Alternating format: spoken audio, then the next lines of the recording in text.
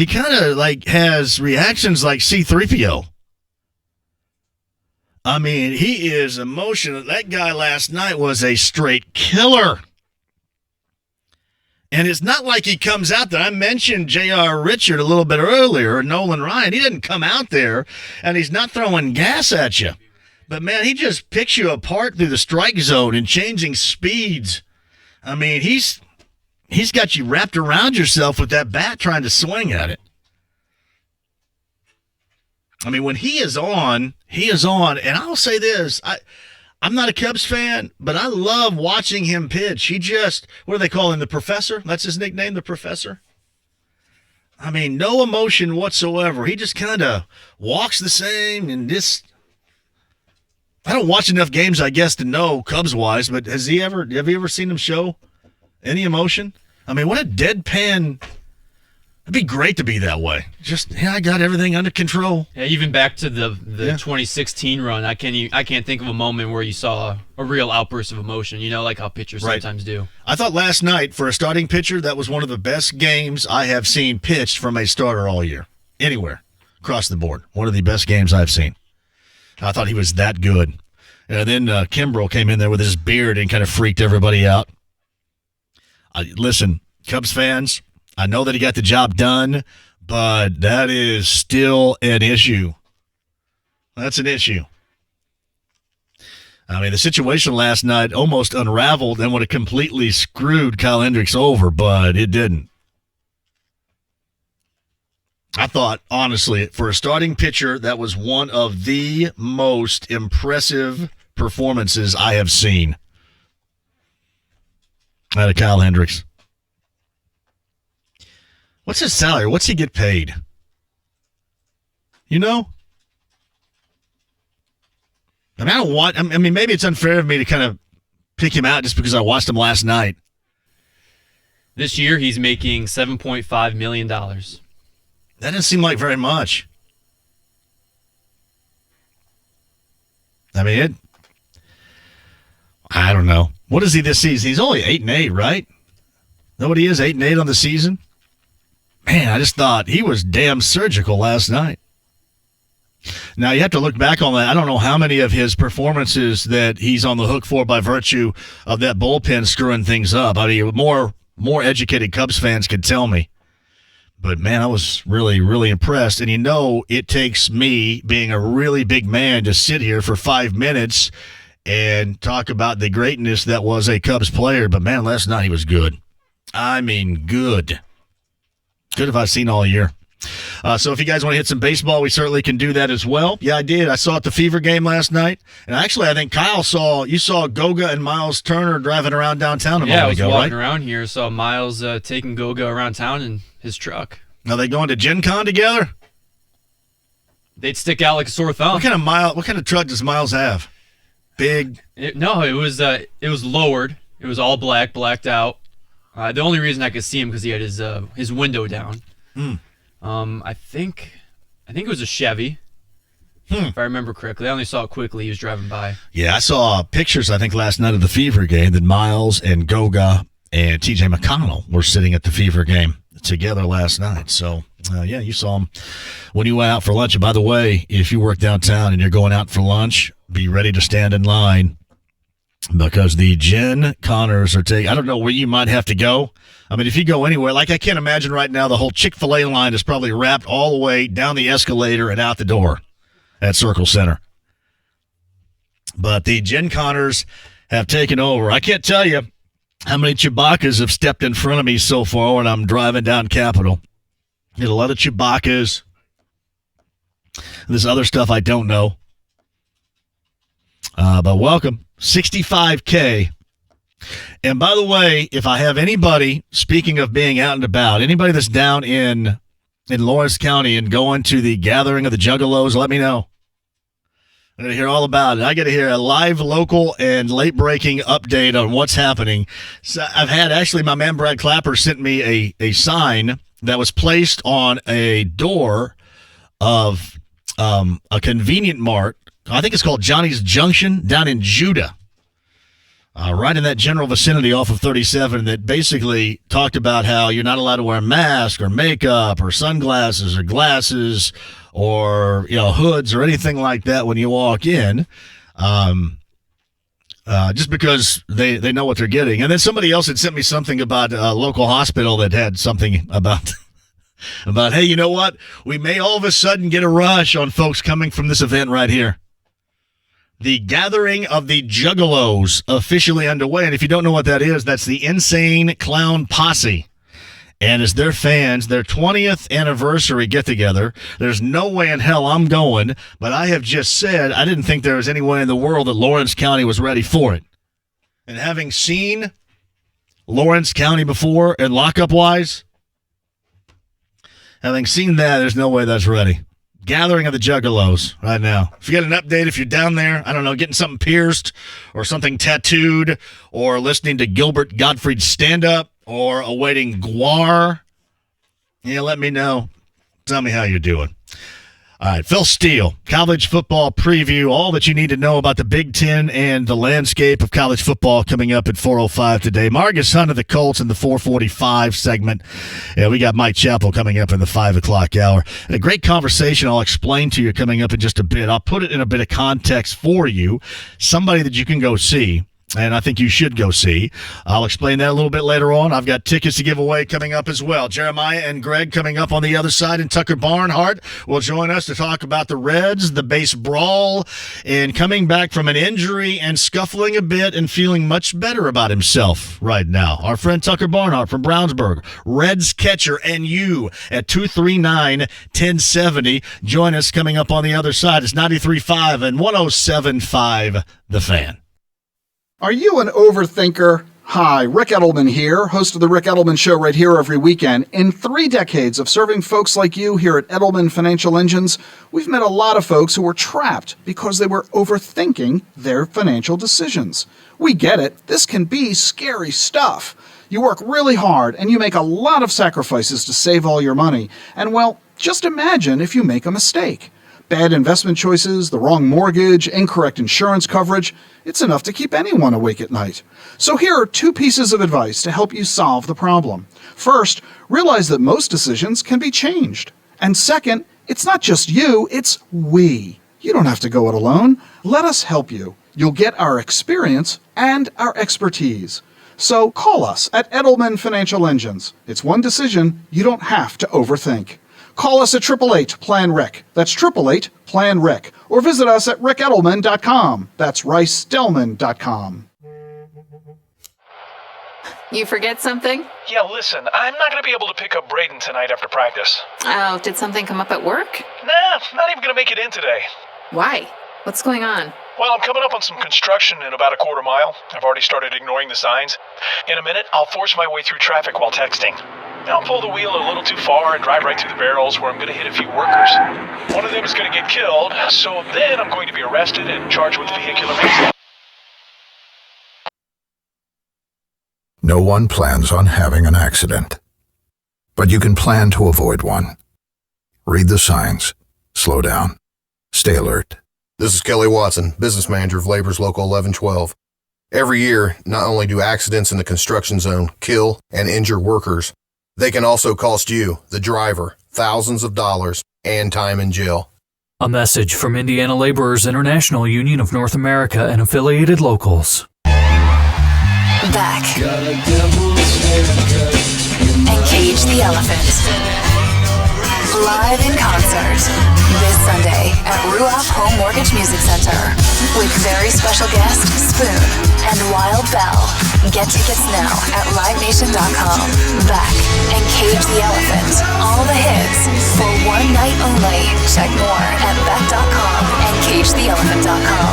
Part of the Coors Light Concert Series. Hey, it's JMV, and Colt season is here, and Bullseye Event Group and the Fan are so excited that the best game day experience is back. The Colts VIP tailgate will be fired up and ready to go before every Colts home game this year at the Bullseye Event Center, and you will not want to miss it. BullseyeEventGroup.com now for all the details on how you can get your tickets to be at the Indianapolis Premier Event Center directly across the street from Lucas Oil Stadium for the Colts VIP tailgate this year. That's BullseyeEventGroup.com. Sports Center updates on the Fan are brought to you by Big O Tires. Save up to $120 with the purchase of select tires using your Big O credit card. See store for details. Now open in Whitestown. Sports with Dan Dockett. Jack Doyle, the team's 1-5. Looking back on it, what was the biggest thing to turning that around? I think it was more of we kept working. We had great leaders that kept the team together and kept practicing, kept playing, and it turned around because we stuck to what we were doing. We didn't let things fall off the cliff or people start having their own agendas or anything like that. I think that's why it did turn around. Dan Dockett, weekdays, noon till 3 on 93.5 and 107.5 The Fan. The Ride with JMV, 93.5 and 107.5 The Fan. Kyle's over there. I'm John. Thank you for joining us. Hendricks has an 81 pitch complete game shutout earlier this year. Enough about the professor. What are your thoughts on Mike the Mustache? JMV, question of the day for you. Pork tenderloin, corn dog, ear of corn, or funnel cake / elephant ear, which is the ultimate representation of the Indiana State Fair? Well, I mean, if you're talking about the state of Indiana and the Indiana State Fair, it is the pork tenderloin, there's no doubt. But I think for the State Fair, it's probably more an easier walking type of food, which I think would be the corn dog. But for the entire state, it is most noted for the pork tenderloin. So I'm going to say, Nate Thomas, the pork tenderloin. And by the way, I've got something regarding the State Fair coming up for you a little bit later on. And this is talking about folks that are going to be out there that you're really going to enjoy. Coming up a little bit later on. Tucker Barnhart and a smidge. Jeremiah's at 239-1070 right now. Jeremiah, what's up? Hey, JMV. Appreciate you taking my call. You got it. You were talking earlier about, the running back holdout or any of the positions on the holdouts for the NFL. I've been watching it obviously fairly closely with Ezekiel Elliott, but it seems to be more and more prominent every year that we're getting running backs, and now they're getting to the point where it's not even 1 year out on their contract. I mean, when does the owners finally say enough's enough and you're going to play and we're not going to be doing, these antics like this, and your contract is what it is, and we'll talk about it when it's, off season. Well, and these agents and the running backs themselves, they don't want to end up being at the garbage dump. That's it. I mean, okay, worn out, and then all of a sudden, boom, career's almost over. Nobody's going to view you, worth any amount of money. So, once they hit it big, the earlier the better for them. They're going to go after those big bucks, and that's kind of what you see right now. Right, and we've been pretty fortunate here in Indy that we didn't have anybody do that yet. But, I mean, is it going to become a time where that's going to be the case? I mean, it's already trickling into the NBA. You look at Anthony Davis did with the Pelicans. I mean, obviously he wanted traded, but, yeah. I mean, it's eventually going to probably head all throughout all the sports. And I think the owners eventually have to say, okay, we're fed up and enough's enough. I wonder, if you're talking about any professional position in professional sports, the one that's probably kind of swinging right now that is most perilously as far as making sure you get paid between that and then not getting paid and never getting the value, is probably running back. I mean, is there anything that's been devalued position-wise in any sport other than the running back that we have seen at that level in a while? I mean, maybe I'm just bringing it up. Maybe I'm wrong, but that's kind of how it feels to me. No, and I agree. I think you're right because, the longevity of the career for the running back is anywhere between 5 to 7 years, depending on your health. Unless you're Frank Gore, unless you're Frank Gore. Right. So, yeah. Right, exactly. Yeah. That's one. But other than that, you're right. I mean, other positions, quarterback, wide receiver, they've got a longer career, so they're able to, at least negotiate and when their terms are up. So, they got to get their money now. I understand that, but it's starting to get a little out of control, in my opinion. Hey, Jeremiah, thank you for the call. You call me anytime, my brother. Good to hear from you. Tell your wife I said hello. Thank you. All right, take it easy, man. And not because I know his wife, all right? I know that sounded like a really jackstick comment to make. I just know her. I know him. Andy Moore, Automotive Group Hotline. Tucker Barnhart of the Reds joins us. If I would have said at the end of a conversation, tell your wife I said hi, would you go, hey, that's a little weird? I got to go. It was impeccable timing by you, but I guess if you did know her, then that would make it a little bit easier to swallow. If I didn't know that you knew her, that make it a little awkward. You know what's kind of funny about this? Every night I come home, and every night my wife says, well, you're a jackass again today. She says, when does all this stop? When does it all stop? Because I don't mean anything by it. I'm just trying to be friendly. But it is the way, much like the way that things, in social media are interpreted, it is the interpretation of it. And people go, man, that sounded weird. So At least you're consistent. Consistent. Consistency is key.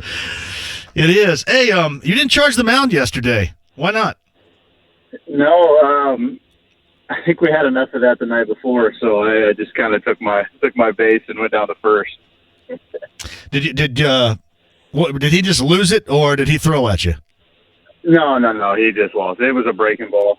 It barely hit my foot. Like I said, we had enough of that the night before, so I think Major League Baseball was watching, and we had warnings before the game and everything like that. So I don't think anybody did anything on purpose. Did the organization coach you up and say, hey, we can't have any of this stuff happening today like it happened last night? Yeah, we had a meeting right beforehand and just said that we just need to focus on going out and winning the game, which was the truth. And that we felt like we were protected by Major League Baseball, and if anything were to happen, that Major League Baseball would take action. And so, yeah, we felt pretty good going in the game that there wasn't going to be anything that happened, and nothing did. Hey, Tucker Barnhart joins us. Do you want your teammates, in particular, in this case, your pitchers, to stand up for you? Would you want them to stand up for you? Like, Amir Garrett was just, kind of pissed about the situation, but Robert Hughes was, standing up for his team. That's how it's put in baseball terms. Would you want the pitchers to stand up for you like that? I think as a group of guys that are in the same clubhouse for 162 games throughout the year, everybody has to have each other's backs. On good teams, that's the way it works. And so to answer your question, absolutely. Whether it's in the media, just with comments about the way we're playing as a group, whether it's with anything that they feel is disrespectful to their teammates, anything like that, I feel like it's something that I know that I got the backs of our pitchers, and I know that the pitchers have the backs of us position players. So to answer your question, absolutely. What was being said to Amir to get him to go challenge basically everybody, like he was in the Bad News Bears and he was Tanner Boyle? What he was wanting to take on everybody. What was said to him? What was the final straw? I don't know. Well, he was getting taken out of the game, and apparently he said something to Josh Bell before the inning had started, and I didn't know that. I didn't see or hear it. And so I guess the entire inning, the Pirates dugout was chirping at him, saying stuff. What they were saying, I really have no idea. And then he was getting taken out of the game, and then I think he heard enough, and the rest is you saw what happened. Yeah, I did. He went over there with little regard for much right there. And then your manager had already been thrown out, and then he came charging out there from the clubhouse. That is rather unique right there. Did he have anything to say to you guys about that situation at all?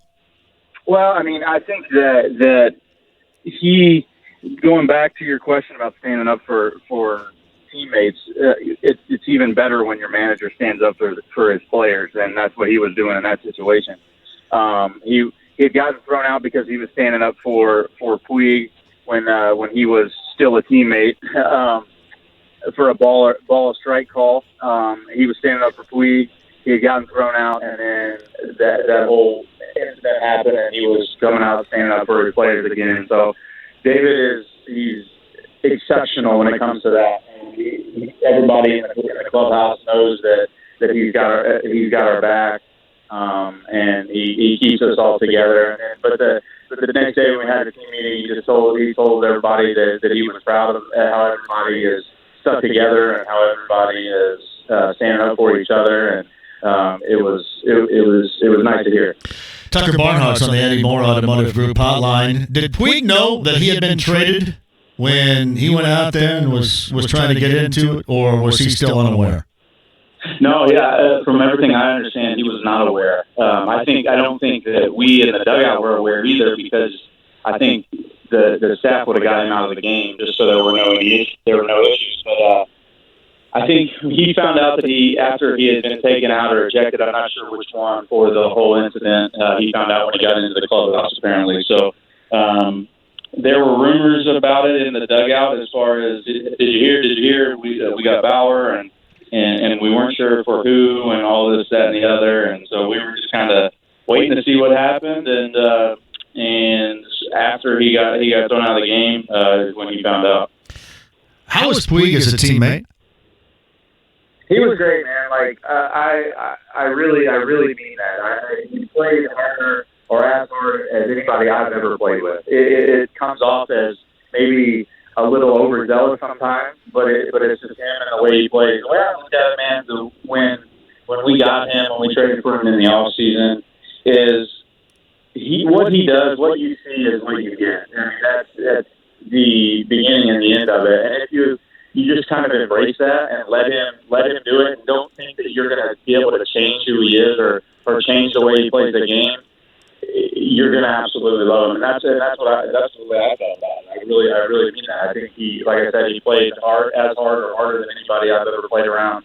And he genuinely wanted to win. He wanted the best for his teammates. And so I don't have a bad thing to say about him. I really don't. Hey, Tuck, I liked watching him play. I mean, I liked watching him play a lot because he went balls out.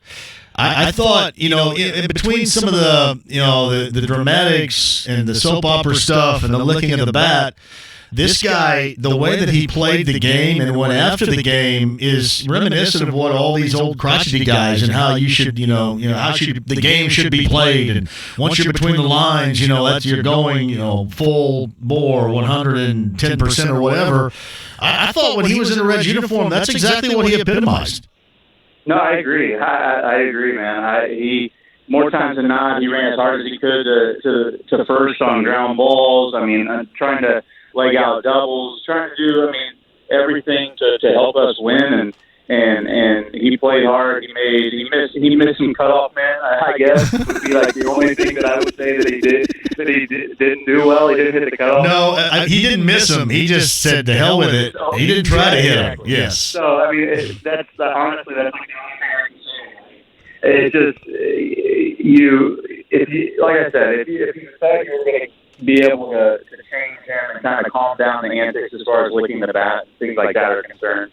First of all, I think you were crazy, and I think that if you just let him be himself and let him do the things that he did, as long as he played hard, I think that you're going to get the best version of Yasiel Puig. And I think that's along with standing up for his players. I think David does the best job of that, of allowing us to be ourselves, and I think that brings the best out of us as players, and I think he gets the most out. That's what David does. He gets the most out of his guys. When I see him in those altercation situations, though, I think kind of like what Sam Jackson is saying in Pulp Fiction at the very end about being irate. He's like TNT, Guns of Nazareth. I mean, it doesn't look like that anybody really wants to have to deal with him, whether you're his teammate or on the other team. You know what I mean? It's just like, hey, and you know this probably better than anybody.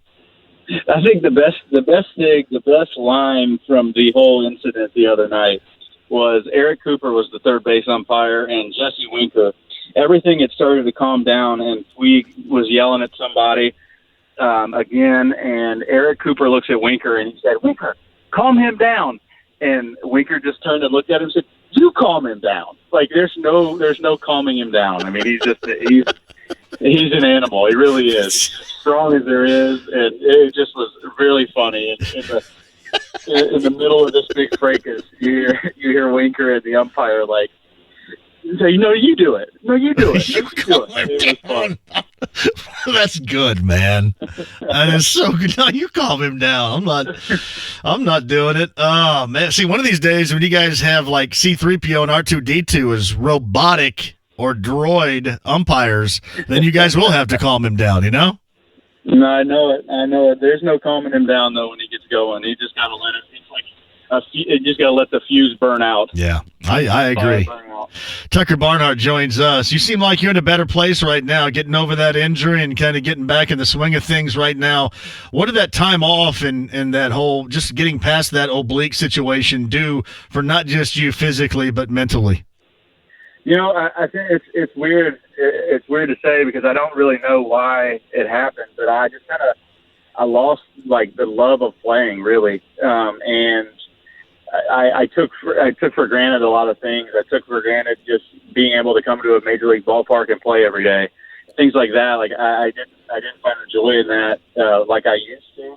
I found myself like I feel kind of stupid saying it, but because I wasn't gone for that long, but just like that time away, like I learned to appreciate coming and just playing catch at the field could be because that was part of my rehab, and because I didn't get to do anything, I didn't get to help the team at all. I didn't get to play.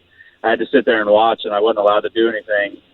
It made me find that love for playing again, and so I think that I find myself now with the short time I've been back, and I anticipate it being this way for like hopefully the rest of my career. Is that I just get lost in the game now, and so it's not necessarily about how I do personally, but it's about how we do as a team. If I go for 4 and we win, great. If I go 4 for 4 and we win, great. And so it's things like that you truly. I think that's what we're in a situation that we can still make a run to win the division, and so for me, playing on a good team, it's easy to be able to lose yourself in the game and just worry about winning. When you're on a poor team, and you're not going to the playoffs, you're out of it, and you still got a month and a half or 2 months to play.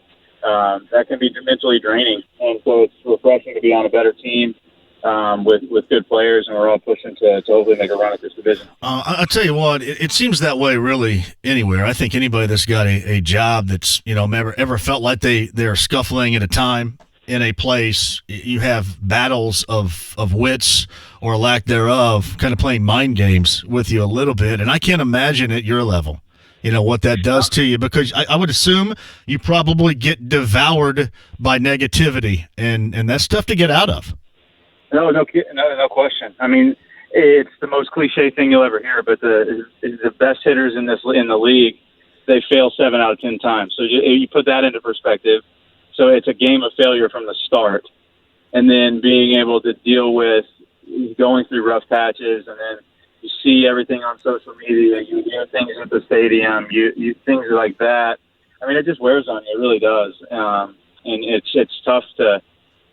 You're so easily criticized and quickly criticized on a daily basis at this level that it's hard sometimes, and it's tough to get through, but hopefully, like I said, being away and really remembering what it's like to have fun and enjoy playing, it helped me. It's going to help me out a lot, and it has so far. And I'm just excited I feel like a kid again. I felt like I was coming to work there for probably about a year, and now I feel like a kid that is just lucky to be able to play baseball for a living. Did you have a rock bottom?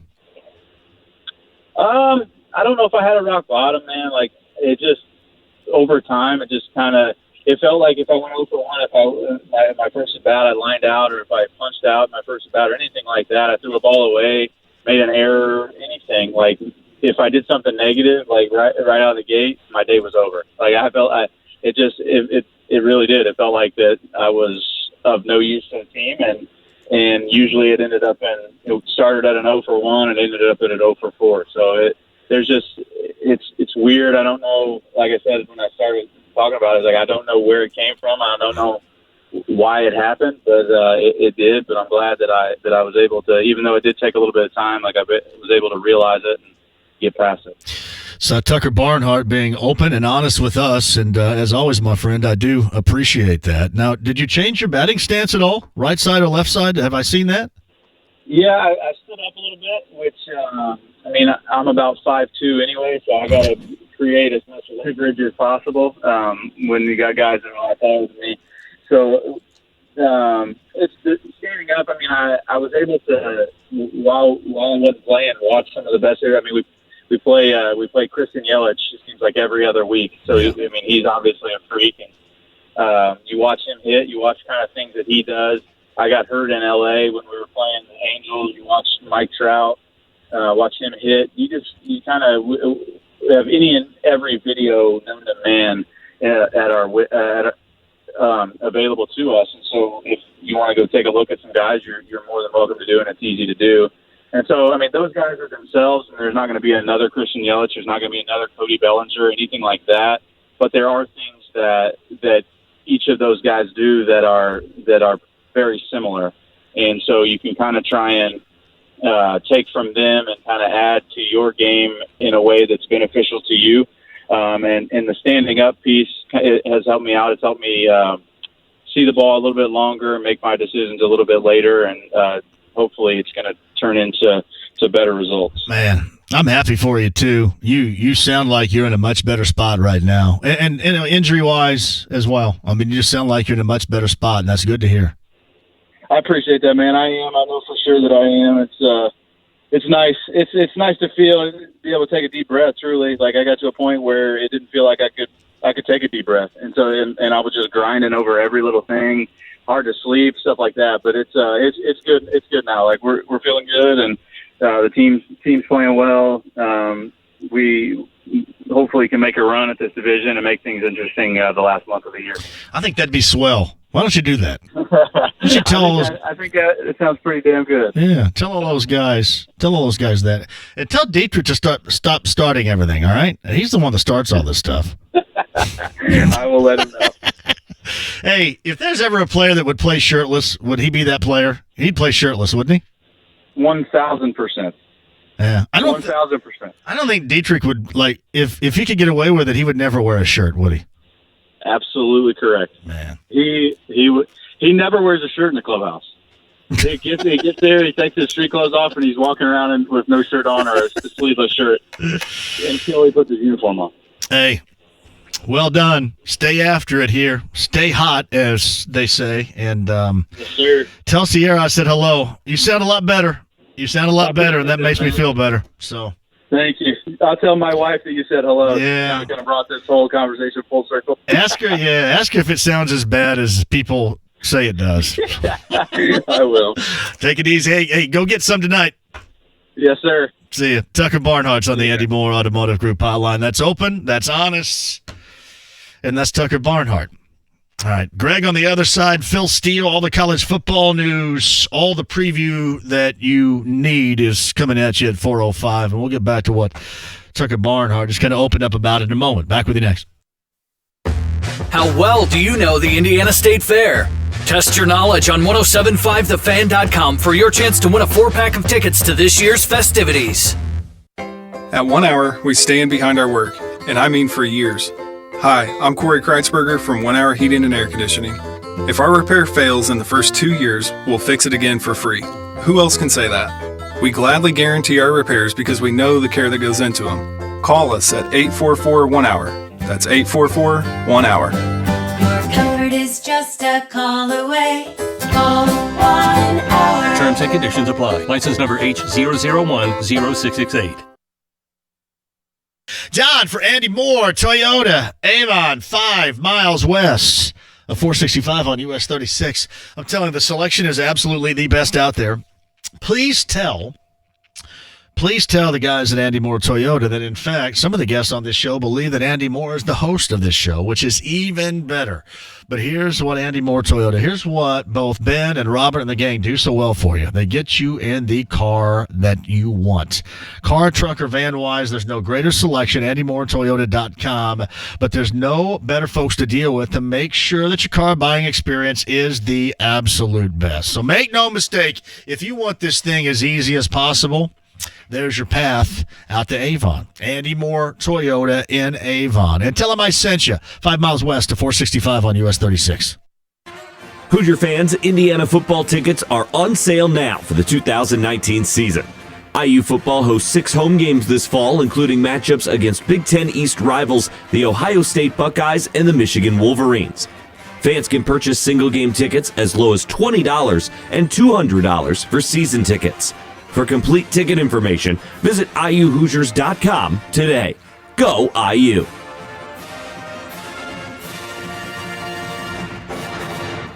Business owners and professionals face special challenges in divorce court. In addition to everything else going on, they have to contend with allegations that they are earning more than they are, coupled with claims on their business or practice itself. Attorney CPA Joe Cordell. An effective defense often hinges on sophisticated strategies relating to income tax projections, business valuations, spousal support claims. Clients with assets depend on their divorce lawyer's skills in these matters, and that's why it's so important to hire someone that has those skills. Contact the domestic litigation firm of Cordell & Cordell to schedule an appointment with one of our firm's Indianapolis area attorneys, a partner men can count on. 317-322-0122 or visit online at CordellCordell.com. That's CordellCordell.com. Office in downtown Indianapolis. Cordell & Cordell, 101 West Ohio Street, Suite 1100, Indianapolis, Indiana, 46204. Hey, join me tomorrow. I'm going to have Brian Billick of NFL Network. I love when I hear guys like Brian Billick talk because they are informed, they have interesting takes, and they're not afraid. Join me tomorrow. The Ride with JMV, 93.5 and 107.5 The Fan. Tucker was really good. Podcast that one up, 1075thefan.com. Really honest, really open, and exactly what you would expect from our friend Tucker Barnard right here. That was really good. The suspensions have been handed down from the melee between the Pirates and the Reds a couple of nights ago. Both managers and 6 players, 3 per side, suspended. Yeah, I really don't give a crap about the Pirates suspended. I hope you don't care.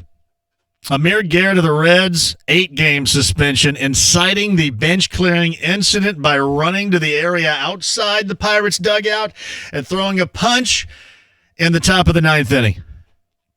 Reds pitcher Jared Hughes, a 3-game suspension for intentionally throwing a pitch at Starling Marte of the Pirates at the top of the 9th inning.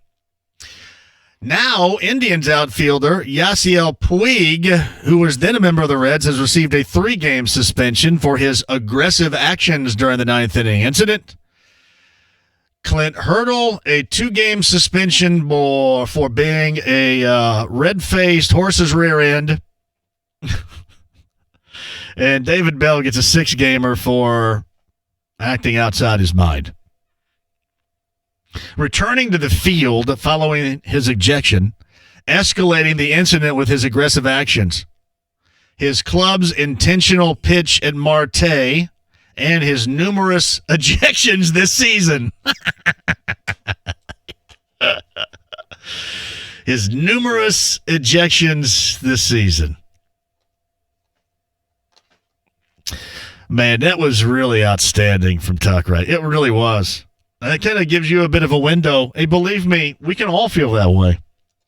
Just not at that level and just not under that type of microscope. But when you get kind of swallowed up, I mentioned to him swallowed up or devoured by negativity, and just things continue to avalanche on you, that is tough to dig out from. And I can't imagine trying to do it on that level. So, yeah, props to Tuck for sharing that with us, because I thought that was pretty damn good. I did. Can't imagine.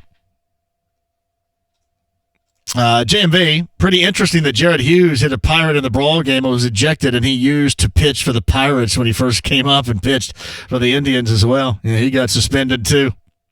All right, here's what I'm going to do. Take a break. We'll come back. Greg, I'm going to get to your call coming up on the other side. You've been on hold for a bit. My bad. Phil Steele, college football fans or anybody that just wants to get educated on the 2019 season, this is the segment for you. Everything you need to know about the Big Ten, about Purdue, about IU, about Notre Dame, and about the national scene, and including the Heisman possible race. He's got the best preview magazine. It's an absolute must. The Phil Steele College Football Preview. Phil Steele is going to join us at 4:05. Back with you next. Sports with Dan Duckett. Pat McAfee, congratulations. Thursday night, as I said, just got better on ESPN. I was planning on going back to the NFL all the way up until a couple of weeks ago, and my knee just started going Luna. And it was a nice moment of closure for me where this Thursday night football thing is just the tip of the iceberg. I am pumped and excited about it, and I can't wait to get in the booth, and I'm very grateful for ESPN allowing me the opportunity to do so. Dan Duckett, weekdays, noon till 3 on 93.5 and 107.5 The Fan. Hey, John from BullseyeEventGroup.com. Have you heard the news? Kyle Kinnett's at it again. All right, already the best pregame party before a Colts game anywhere. It's called the Colts VIP Tailgate. You've got to get out there. It is spectacular. I'm always out there. All you can eat, all you can drink. I'll do a little radio show, pregame show for you per usual. And you got DJs both inside and outside, or both in two different rooms here. DJ Indiana Jones, DJ Skids. It is the best time that can be had. You're looking for the best game day experience. That's it. With the Colts VIP Tailgate with BullseyeEventGroup.com. Online, BullseyeEventGroup.com to make sure that you are set for the best party. And keep this in mind because you can check this out too. Come December, we're going to give you the opportunity to go to New Orleans on a trip to watch the Colts and the Saints play Monday Night Football. I'm going to do a radio show down there. All that plus the Colts VIP tailgate. Get on board right now. It is going to be a blast in 2019. BullseyeEventGroup.com. Hi, I'm Ryan Kelly with thehomeloanexpert.com. Summer is coming to an end, and if you're like most folks, you're looking at your credit card statements wondering how the balances got so high. Vacations, school supplies, car repairs, home remodel projects. What if I told you the solution to all your problems was 5 minutes away? There's never been a better time to do a cash-out refinance. Pay off all your high-interest rate credit cards today and apply online now at thehomeloanexpert.com. The Home Loan Expert LLC, NMLS number 1326241. Abra Auto Body Repair of America, the name you've come to know and trust for expert collision repair for over 30 years, is now Caliber Collision. A name that is also well known for getting people back on the road quickly and safely and, in turn, restoring the rhythm of your life. Now you can get world-class collision repair backed by a national lifetime warranty at over 1,000 locations. A new name, great people, and the same high standards in customer service. Abra is now Caliber Collision. Hey, John here for the Four Winds Lakeside Inn and Marina. Thank you, Tony, for setting this up. And I want you guys to jump on this because when it's sold out, it's sold out. This is going to go quick. So we're all out there trying to embrace the last possible couple of minutes of summer vacation, right? Before we're back to the same old grind. How about this from the Four Winds for the month of August? We're talking 3 nights, Sunday through Thursday, for just $199. Just $199 for 3 nights in the Garden Double. You can upgrade lakeside views for just $99. Here it is. But you better hurry, because it will sell out. You got to reserve your room right now for the best staycation imaginable with Four Winds Lakeside Inn and Marina. Indoor-outdoor heated pool, mini golf, boat rental. It's all down at Lake Monroe. The Windjammer Bar and Grill is the best. But you got to call right now. Call Tony and say, I need to book my 3-night staycation. 812-824-BOAT. 812-824-2628 or online, fourwindslakeside.com. Calling all Bobs. IndianaUnclaimed.gov and the Office of the Indiana Attorney General may have money for you. In fact, we owe people named Bob more than $3.4 million. In all, we have nearly $500 million ready to return to deserving Hoosiers like Bob. And you, do we have money for you or the Bob in your life? Find out at IndianaUnclaimed.gov. It's worth a look. See and search for yourself. IndianaUnclaimed.gov. This is Indy Sports Center. WFNI, WIBC, HD2, W298BP, W228CX, Indianapolis. Red Sox, Yankees, Sunday Night Baseball. The coverage begins at 6 on 93.5 and 107.5 The Fan. The Ride with JMV, 93.5 and 107.5 The Fan.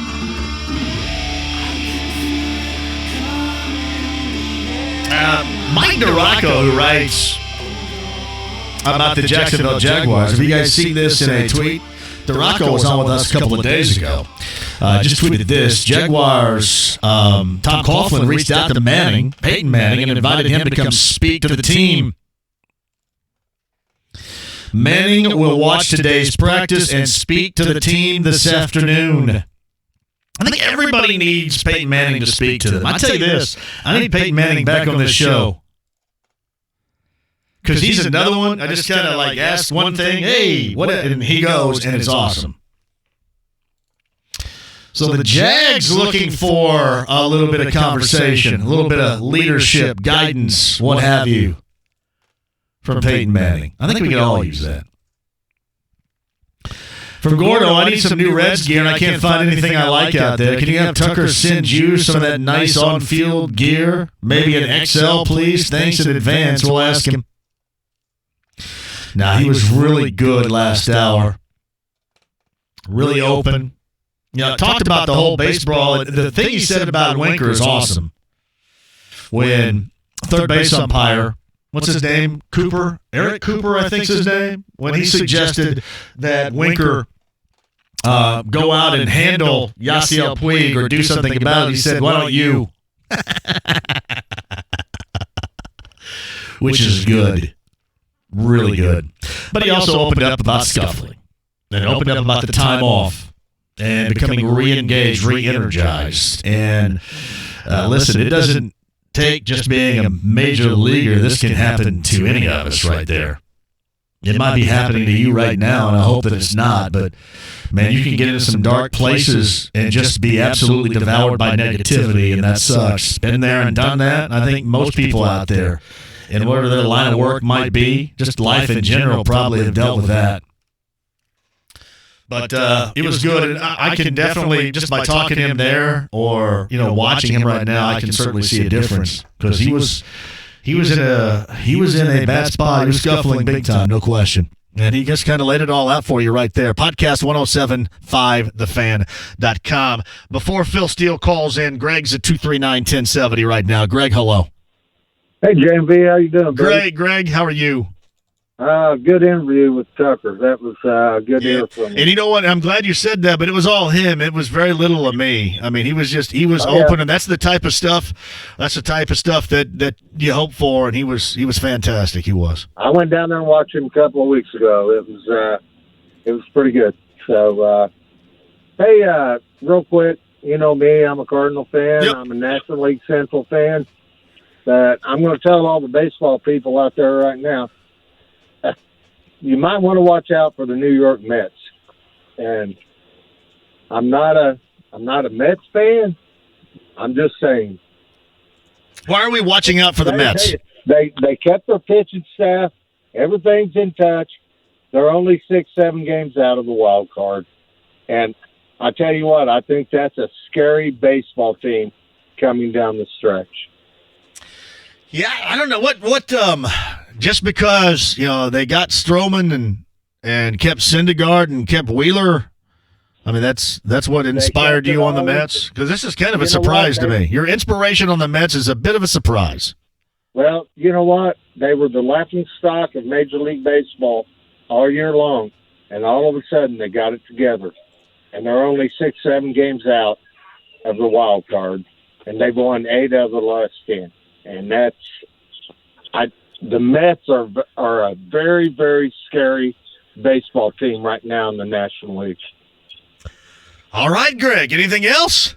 That'll be it. Buddy. Wow. Shout out to the Mets. Somewhere around here, Tim Bragg's teaching class and coaching, getting all excited about that call from Greg. Former colleague of mine, Tim Bragg. I'm assuming I haven't talked to him in years, but I'm assuming he's still a lengthy Mets fan. That's kind of a surprise right there. Mets, huh? I would have never have thought. This is from Dan. Hey, JMV, check Facebook. I sent you a link for the Gatherings Facebook page. This is the gathering of the Juggalos down in Springville. Like it's been hours going through the posts and the comments. Well, okay, so you got a link. Well, let's all follow. Get on my Facebook page right now. We'll follow the link. The gathering of the Juggalos is underway. As of right now, how many people have been arrested down there already? Is there already a rap sheet on somebody? I am guessing yes, as of right now. Hey, by the way, B1057, Saturday morning, 9 until noon, I'm going to do a JMV takeover, all that I want to play. And I think we're not going to do it all this way, but I think the theme of the weekend would be who's your musicians or who's your artists. And I got DJ Skids working on some mixes for us, too. It is going to be a fun time. 9 until noon, B105.7, Saturday morning. Another JMV takeover. Getting out by the pool, whatever. That is going to be a good Saturday morning for you. 9 until noon. Oh, well, look, I already have one. Oh, that's laminated. That's next level stuff right there. Hey, see, the other guy just handed me a damn sheet of paper. You gave me a little lamination action there. Thank you. All right, still to come, Marcus Hunt, 4:45. Mike Chappell is going to be in here at 5. We got stuff to give away, too. And I got to remind you, I had a conversation earlier, and I'll tell you what, I'll save that for a little bit later, that particular conversation, because now we got to go to the authority. College football season is just around the corner for 2019, and you will not feel educated until you hear all of what our next guest has to say. Every time of the year, right now, we bring him on and make sure that you know all that you need to know about the upcoming college football season. From the College Football Preview, Phil Steele is on the Andy Moore Automotive Group hotline. Hey, Phil, thank you very much for the time, man. How are you?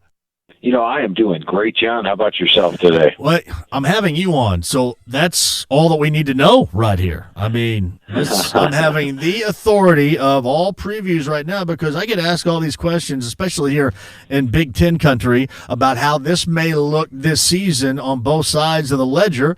So I come to the man that will actually know. We assume Ohio State's going to be there still, even with the coaching change. We assume Michigan's finally going to possibly make that jump and knocking off Ohio State. But what do you think we're talking about in 2019 within the Big Ten? I think in the Big Ten East, that is the storyline will be, can Michigan get past Ohio State? And I believe the answer is going to be yes. In fact, for the last 11 years, John, I have picked Ohio State higher than Michigan for 11 straight years. You know what? I've been right 10 of the 11 years. So why mess with the formula like that? But you touched on it. Urban Meyer gone for Ohio State. They lose their quarterback, Dwayne Haskins, who had 50 touchdown passes last year. They only have one returning starter on the offensive line. And the big game is being played in Ann Arbor. And keep in mind, last year, Ohio State allowed over 400 yards per game on defense. So despite 9 starters back, I wouldn't put them as a top 10 defense heading into the year. Meanwhile, with Michigan, you're talking about a team that does have a top 10 defense this year. They always do under Don Brown. 2 years ago, they only had one returning starter on defense, allowed 18.8 points per game. This year, they've got 5 returning starters on defense, and I think they get the perfect match at offense coordinator in Josh Gaddis. He steps in, and it's a perfect fit for Shea Patterson, who is built to run the spread offense. So I think in the spread, you're going to see a more effective Michigan. Their offensive line has got 4 potential All-American candidates on it. And then their special teams are solid. And their 3 toughest opponents, Notre Dame, Michigan State, Michigan, all come to Michigan. So I know a lot of people have been jumping up and saying Michigan in past years. I haven't been one of them, but this year I am saying Michigan. Well, on the other side, and Phil Steele joins us on the Andy Moore Automotive Group hotline. Ryan Day, you're number 1 taking over for Urban Meyer. I'll give you a little background here. I talked to Paris Campbell, who's now a rookie for the Colts, last week, and I asked him, so how is this whole transition going to be? And he said, you know what, they're not going to miss a beat, especially offensively, which, you know, without a quarterback remains to be seen. But offensively, where would you chart them among those better offenses in the Big Ten in Columbus this season? Well, I think Ohio State will have a good offense. You go back to the running back core, which I rate number 7 in the country. Guys like J.K. Dobbins, McCall, Teague, all there. Offensive line is the big question mark I have. Just one returning starter in Munford coming back. Jonah Jackson's a nice recruit coming over from Rutgers, where he started 11 games last year. I think offensive line would be a question mark. And then Justin Fields. Now, I think last year Ohio State had an atypical offense for them. They normally run the ball very well. In fact, under Urban Meyer heading into last year, they had no more than 2 straight games with less than 200 yards rushing. Never did it get to 3. Well, last year they had 8 games with 152 or less yards rushing. They threw the ball all over the field. Not your typical Ohio State offense. This will be back more to running. They've got the mobile quarterback in Justin Fields, so I think that's a big plus for them there.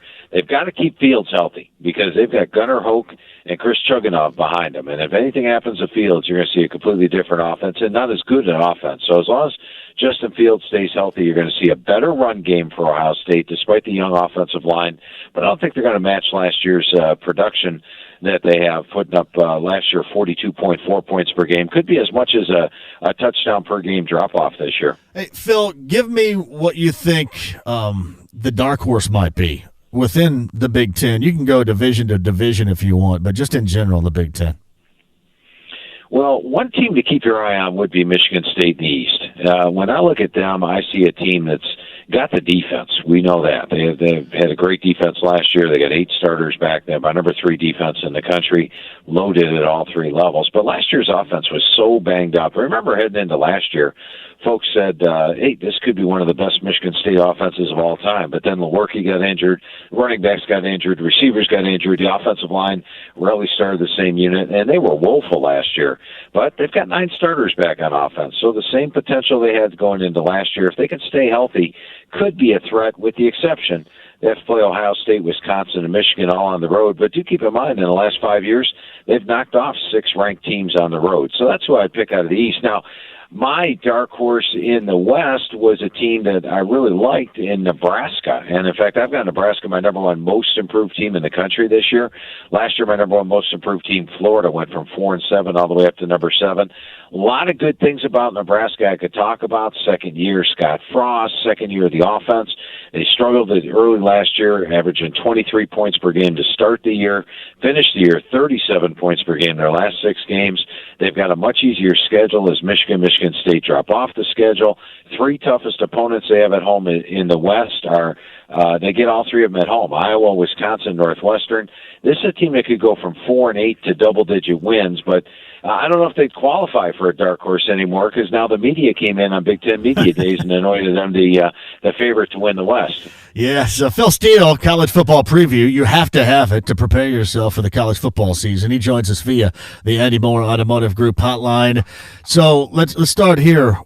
Purdue IU country is where we are right now. How is this season with a new deal going to look for Jeff Brom and West Lafayette? Love Jeff Brom. I think he's a remarkable head coach. You go back to his days at Western Kentucky. He always finished higher than what I projected. And so far here at Purdue, he's 2 for 2, finishing higher than I projected. And I think the emergence last year of Rondale Moore was huge because it helped this year's recruiting class. Now, they had in players like David Bell and Milton Wright and T.J. Sheffield, all as true freshmen. That is a loaded receiving core, and Elijah Sindelar has got the arm to get it there. I think Purdue's fortunes this year hinge on keeping Elijah Sindelar healthy. And when I talked to Coach Brom, he said they are going to cut back a little bit on practice. They know what he can do. Their big goal is to keep him healthy. The offensive line, a little bit of a question mark with only 2 starters back, but I like the defense this year. And remember, in Brom's first year, they won with defense. They only allowed 20.5 points per game. They had in a guy like Karlaftis at the defensive end spot to join with Lorenzo Neal up front. Marcus Bailey at the outside linebacker spot or inside linebacker spot should be solid this year. And so I think this is going to be a pretty good defense. Keep Sindelar healthy. And really, I could make a case, John, for any of 6 teams actually winning the Big Ten West this year. And yes, I'm including Purdue in that mix. It wouldn't surprise me at all if Coach Brom outperformed expectations yet again this year. All right, on the other side, much more of a task for Tom Allen and the Indiana Hoosiers, although people would suggest that the recruiting has gotten better. Are they going to reap any of the benefits, upset-wise, this season with the recruiting classes of the past? And what do you think about Tom Allen's team?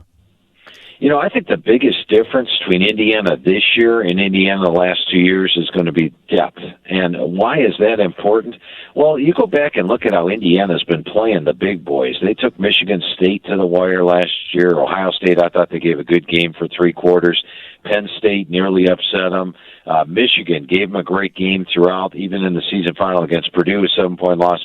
A lot of close losses last year, games that they led in the third quarter and sort of let slip away. And the same was true back in 2017. Close losses to Michigan in overtime, Michigan State, Maryland on the road. So they have a lot of games against the big boys. They've played tough. Now they've got the talent to play the big boys tough, but they got better depth this year. I'm looking for Michael Penix Jr. to actually win the quarterback job over Ramsey and Tuttle, which would be a surprise, I think, to many, but watch him this year. He could be a good QB. And then Stevie Scott's a violent runner there. It's 235 pounds. Last year rushed for 1,000 yards. They've got the receivers with Hale and Westbrook. They've got a fairly veteran offensive line. And defensively, I think that depth is really going to help them. Now, when you look at the schedule this year, looks like your typical Indiana season. Yeah. The bowl situation might just come down to that final game of the year. Can they beat Purdue and actually get to a bowl? I called for it. I put them as my number 13 most improved team this season.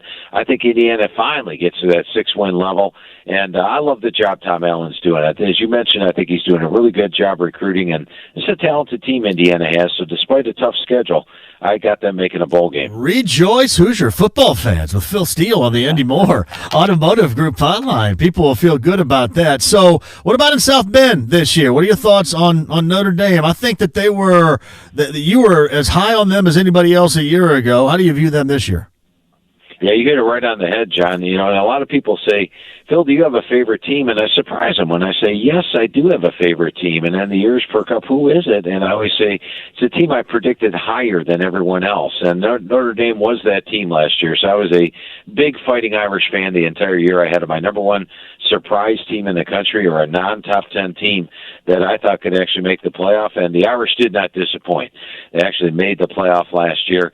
A little disappointing second quarter against Clemson once they lost their star cornerback Julian Love to injury, and a disappointing finish to the game. But this year when I look at Notre Dame, I think the team's just as good as last year's squad. Ian Book was a revelation at the quarterback spot last year, hitting 68%. I love his pocket presence. He's almost like he's got eyes in the back of his head when he sees pressure. You look at Chase Claypool. I think he'll be one of the better receivers in the entire country. The offensive line's a veteran group. Tommy Kramer and Eichenberg both back. And defensively, provided they can get over the loss of Julian Love, which I think they will. They're deeper in the secondary than they were last year. They figure to be pretty good. But I'm not as high as Notre Dame's prospects this year. Not calling for them to make the playoff because of the schedule. They have to play Georgia on the road, Michigan on the road, and Stanford on the road. And the home team's done extremely well in that series as well. So it's three pretty tough road games that they probably have to sweep to get back to the playoff. But I think this year's team is just as good as last year's talent-wise. And overall, nationally, is it the usual suspects coming up in 2019? Yeah, I went with Alabama and Clemson. Really going out on a limb there. It's my 1-2 teams. And then the other ones to look at, I got Georgia making the playoff this year. I think they're a better team than they were last year. Remember last year they led Alabama 28-14 in the SEC title game. And, in fact, the last 2 years when they played Alabama, they've trailed for a grand total of 1 minute and 4 seconds, yet they have 2 losses. That's pretty tough to do, so they've proven they can play with Alabama, clearly. And then Oklahoma, they've got the talent schedule to run the table. And last year, Lincoln Riley made a liar out of me. I said, I like Kyler Murray, but let's face it, there's no way he matches Baker Mayfield's stats from last year. Baker Mayfield won the Heisman, and then Kyler Murray goes out and puts up even better stats last year. So I'm hesitant to say that Jalen Hurts won't come in there and put up the same type of stats and maybe take home the Heisman again. Lincoln Riley, quite the quarterback whisperer, and Oklahoma will be favored in all 12 games. But one team I've got as a surprise playoff team this year is Michigan. And I talked in depth about what I like about Michigan, the fact that they'll probably be favored in all their games. They get the toughest 3 at home. And this is probably the year Jim Harbaugh breaks through. So I think those are your next 3 in the levels behind the Alabamas and the Clemsons this year. He is Phil Steele with us. Before I let you go, at the end of the season, obviously, in New York, they have a meeting and a lunch, and they have all these get-together for the Heisman Trophy. Who do you think will get the invitation to NYC when it's said and done? Well, I think Trevor Lawrence wins it because he's going to be quarterback for the number 1 team in the country. And as we know, the Heisman, not only a trophy for the guy that puts up the best stats, but also plays on the title contender. And Clemson's going to be a 17-plus favorite in every single game they play this year. So he's my favorite to win it. I've got Tua getting there. Tua was Tagovailoa was a guy that everybody thought was going to win the Heisman last year until that final week, and he's going to be playing for a pretty potent offense for Alabama. They'll be a double-digit favorite in every game. But a couple other players. Shea Patterson, I really think you're going to see a different quarterback this year, an offense that perfectly fits him. Justin Herbert of Oregon, playing behind my number one rated offensive line. He could very well be the top quarterback taken in next year's draft, and I think the Ducks win quite a few games this year. And the final two names I'll throw out, Sam Ehlinger of Texas. When I talked to Tom Herman and went over the team with him, he said that he may be the best leader he's ever coached. And he had over 40 touchdowns last year, rushing and passing combined. And then, as mentioned, Jalen Hurts. How do you discount a Lincoln Riley transfer quarterback? They just won the last two Heisman trophies. Yeah, there's no doubt about that. The one player I was thinking of, and I know he's not going to end up being there, just positionally, and Rondale Moore. We talked about him a little bit earlier. In closing here, what does he have to do to recreate or to surpass in his sophomore season what he did a year ago? Because it seems like that is going to be one hell of a task. Yeah, it will be. It's going to be tough because, he burst on the scene last year in the first game and set the record for all-purpose yards for Purdue in that game. Incredible touchdowns, dangerous return man across the board. To get an invite to New York, I think Purdue would probably have to end up with double-digit wins at the end of the year, and that's going to be tough against the schedule they play. But I tell you what, if he had just match last year's stats and put up a 10-win season for Purdue, and he may just find himself in New York because team success is a big part of it. That is a thought right there. Phil Steele, the College Football Preview 2019 is out there, and if you don't have it, what are you thinking about? Because this is how you show all your friends that you're the smartest college football person in your group right here, by knowing this, and Phil will take you through absolutely everything. I'm telling you what, you're the official guide of this show every summertime, and I cannot thank you enough, Phil, and we can get your magazine basically everywhere, right? That's right, John. You get it at Barnes & Noble, Walmart, Books A Million, CVS, Target, Walgreens, Public, places like that. And they do sell out pretty quick this time of year. A lot of times we get to August, and if a lot of folks find them sold out, if that's the case, you can go to the website, which is philsteele.com, STEELE.com. When you go there, you can go to the store and purchase the hard copy or download it to your iPad or iPhone, your Android device, Kindle, or even your computer. And when you download it to one, you get them on all five. So that is philsteele.com, STEELE.com. You are the absolute best, Phil. Thank you as always. We'll catch up with you hopefully somewhere down the road. Thank you, buddy. All right, John, sounds great. Great talking football with you again today, buddy. Love it, my friend. I appreciate it. Phil Steele is the absolute best right there. Absolute best. I love Phil Steele. I love the magazine. And then when we had him on years ago, I just kind of sit back and let him roll. That's what I do with Rick Venturi. I just sit back and let him roll. And I've got college football overload right now from that. And hopefully that is a little bit of a thumbnail sketch on what you need to know entering this 2019 season. Phil Steele, College Football Preview on the Andy Moore Automotive Group Hotline. More to come. Colts camp, some other stuff mixed in, and some stuff to give away. I'll explain and give you a chance at it next. You thought the beef and cheddar couldn't get any more delicious. And then Arby's added bacon to it. And you thought, oh, okay, but it can't get any better than that. And then Arby's made them 2 for $6. And then you thought, okay, but no, it can't get any better than that. And you were right. The bacon, beef, and cheddar, 2 for $6. Arby's, we have the meats. At participating Arby's for a limited time. Got a great idea for you. A little staycation getaway down at the Four Winds Lakeside Inn and Marina. Hey, it's JMV, and Tony down there has a great deal for you right now. 3 nights, Sunday through Thursday, for just $199. That's 3 nights in the Garden Double Room. Now, you can upgrade it. $99 more will get you a lakeside view, but the party is on down there and really doing whatever you want to do. If you want to hit a boat, you can do that with a rental too. If you want to sit poolside, absolutely. Bar and grill, the Windjammer is fantastic. Mini golf and hiking if you want to be active. It's a great destination for a staycation. And this time of year, what a great price for the month of August. But book it now because it may be gone. This is going to go quick here at this price. That's 812-824-BOAT. 812-824-2628. Or online, fourwindslakeside.com. Do it now. This super hot summer weather sure takes a toll on you, but what it can really take a toll on is the structural integrity of your home. Denny Smith here, and if you're seeing cracked bricks or drywall, have bouncy floors or sticking doors and windows, it could be signs of a big problem. But good news, Indiana Foundation Services can fix that for you. Fix your foundation this summer with no payments and zero interest until 2021. How cool is that? Schedule your free inspection today. Go to indianafoundation.com. That's indianafoundation.com.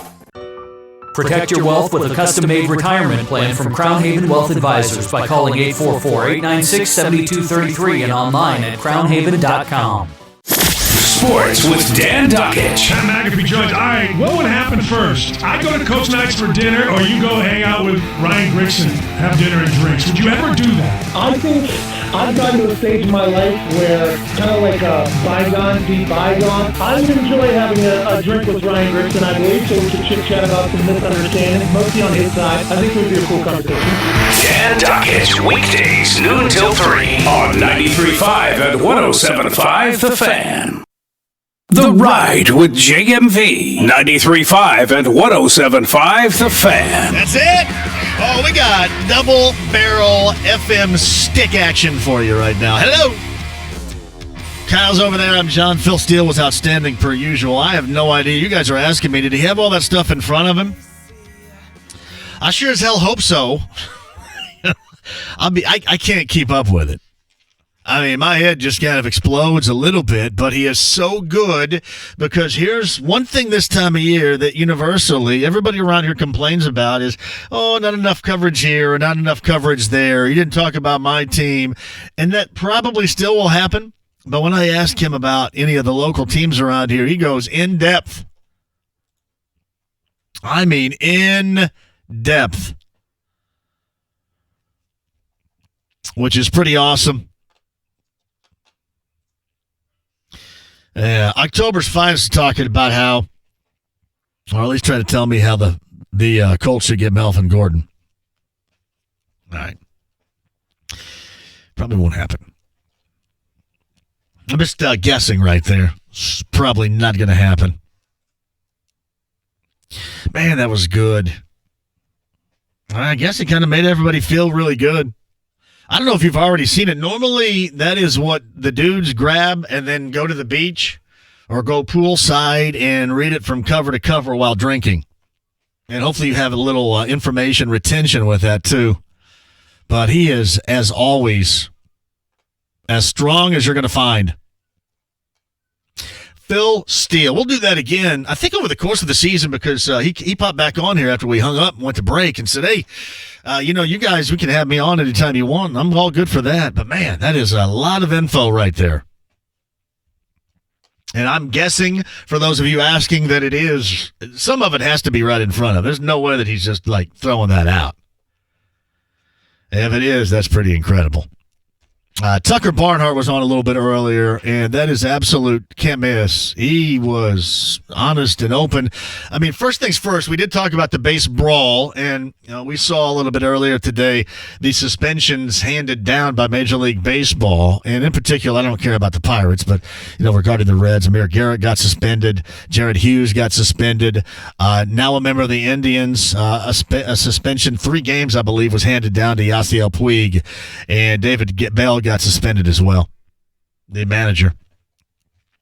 But those rulings and punishments were handed out today and made official.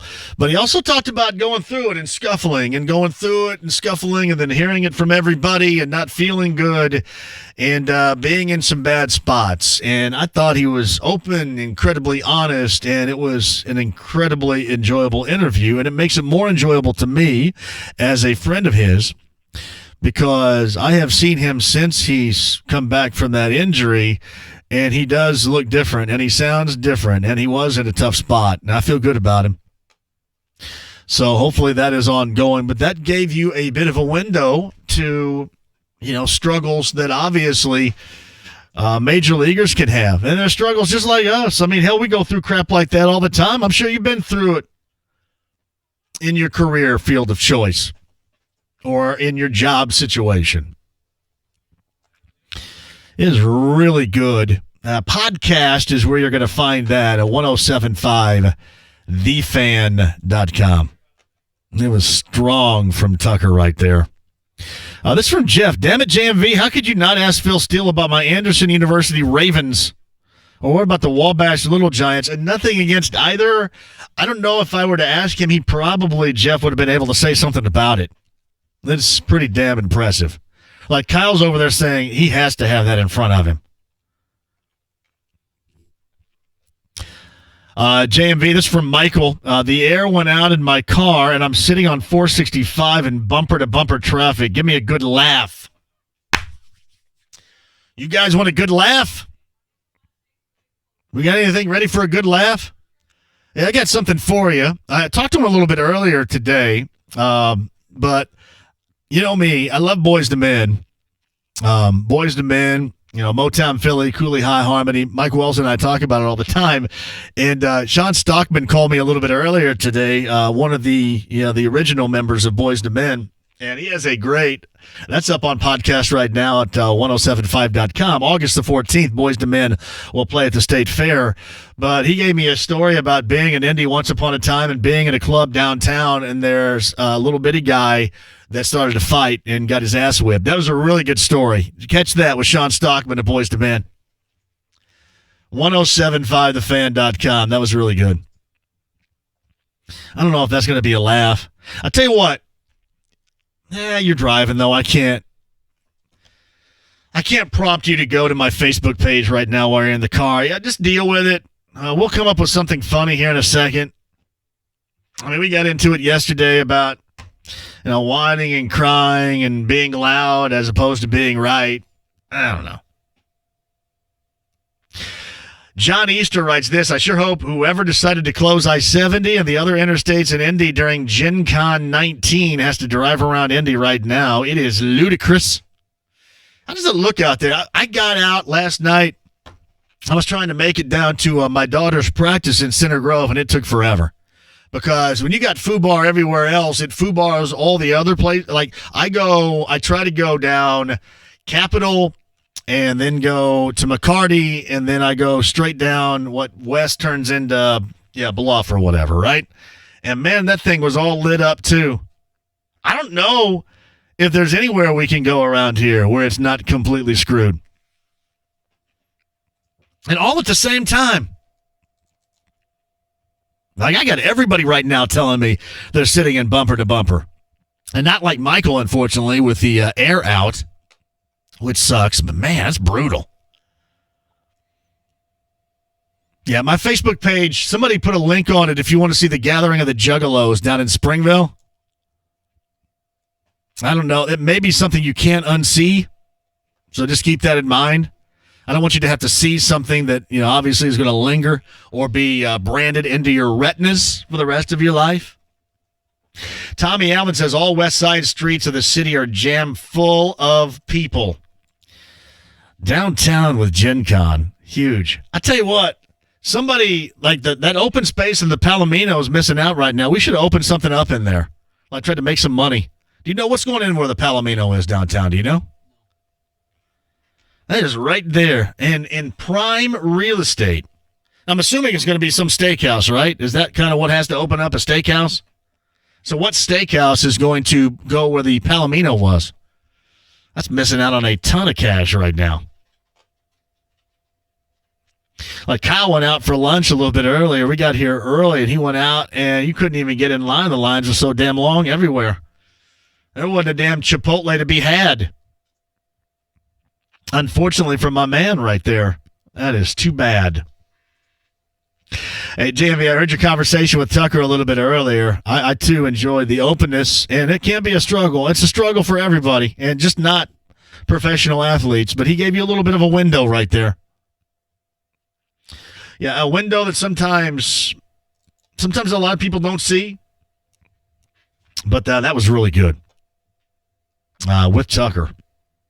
And then talking about the brawl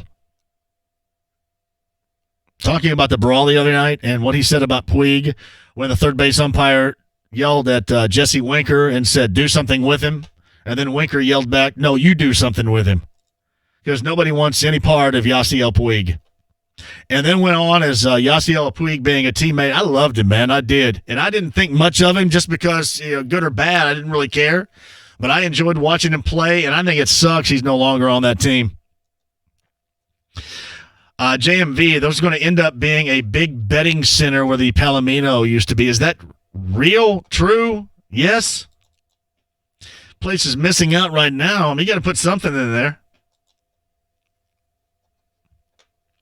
JMV, tell these folks stuck in traffic to download what app? Why? I don't want them to download any app but mine, Jay Ryan. I'm not going to direct anybody to go to a different app other than mine.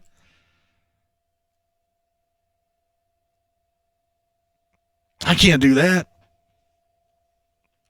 JMV, from the looks of the crowd, we could set up a mobile dentist during Gen Con and make a killing. So well, I mean, it's not like, what if you kind of turned it into a fast food joint and it disguised the dentistry? Then you might be able to get them in there. I haven't checked out their chompers. They got the Gen Conners got some faulty chomping going on here. That is not true about the Palomino. We should have opened something up in there. I passed that this morning, and I thought, man, something is missing out right now. Because they're at Gen Con. Everybody's got a lanyard with a some type of badge around their neck. And I'm not against it either. I love it. I don't care what it is, Gen Con or some comic book fest or some Lego convention or the FFA or whatever.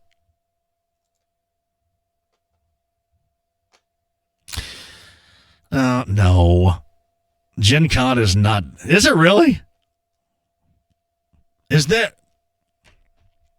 Like, I'm told that Gen Con, there's a lot of he and a she-in going on. I'm putting this lightly because I know this is kind of a family-oriented listen time right now, 4:37.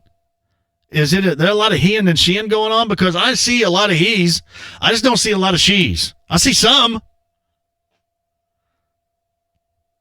I think you guys are all full of crap. It's from Adam. How about a tanning bed shop or two?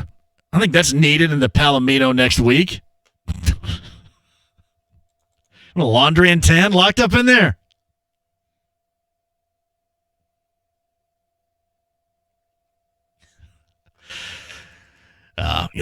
Whatever you like, man, you like. Is Gen Con Dungeons and Dragons? Like, I just kind of, because the only thing I know, I actually like Star Wars. I do. I've told you this before. I like Star Wars. I like Star Wars. I like The Empire Strikes Back. And I like it basically until Boba Fett gets killed, and then I'm kind of done with it. I don't dress up like it or anything, but I don't mind it. I'll watch it. Like, Star Wars was on the other night. I think last night on something, and I think I watched it for a little bit. So I don't mind it. I don't really dig it. Like, I never was big in Star Trek and all this other stuff. Dungeons and Dragons, and what's all this other stuff that's out there now? I don't know. Come on, help me out here. I have no idea. I'm not in that scene. Yeah. They sit around and play games and stuff at Gen Con. Or am I wrong about that? Is that what happens at Gen Con? They sit around and play games? Hey, more power to you. I sit around and played a ton of Stratomatic, and that sure as hell didn't make me a nerd. Saved me some money. I didn't have to take a girlfriend out back in the day and spend $25 for the sampler platter at Chi-Chi's and then try to hold my gas all the way home to get back to GC without dying. What would you rather do? Go out with your girlfriend to Chi-Chi's on a Saturday or save $25 and get with the dudes and play a little Stratomatic? I was all about getting with the dudes and playing Stratomatic. If that makes me a nerd back then so damn be it. I don't know what was worse. $25 for the sampler platter at Chi-Chi's or trying to hold back what was brewing on the ride home. JMV, I know they play Settlers of Catan or Catton? Catan. Catan? It's a board game. I am so Southern Indiana right there. There's nothing more hillbilly than what I just said and how I try to pronounce that. Settlers of Catan. And Andrew Luck plays Settlers of Catan. What's that about, do you know?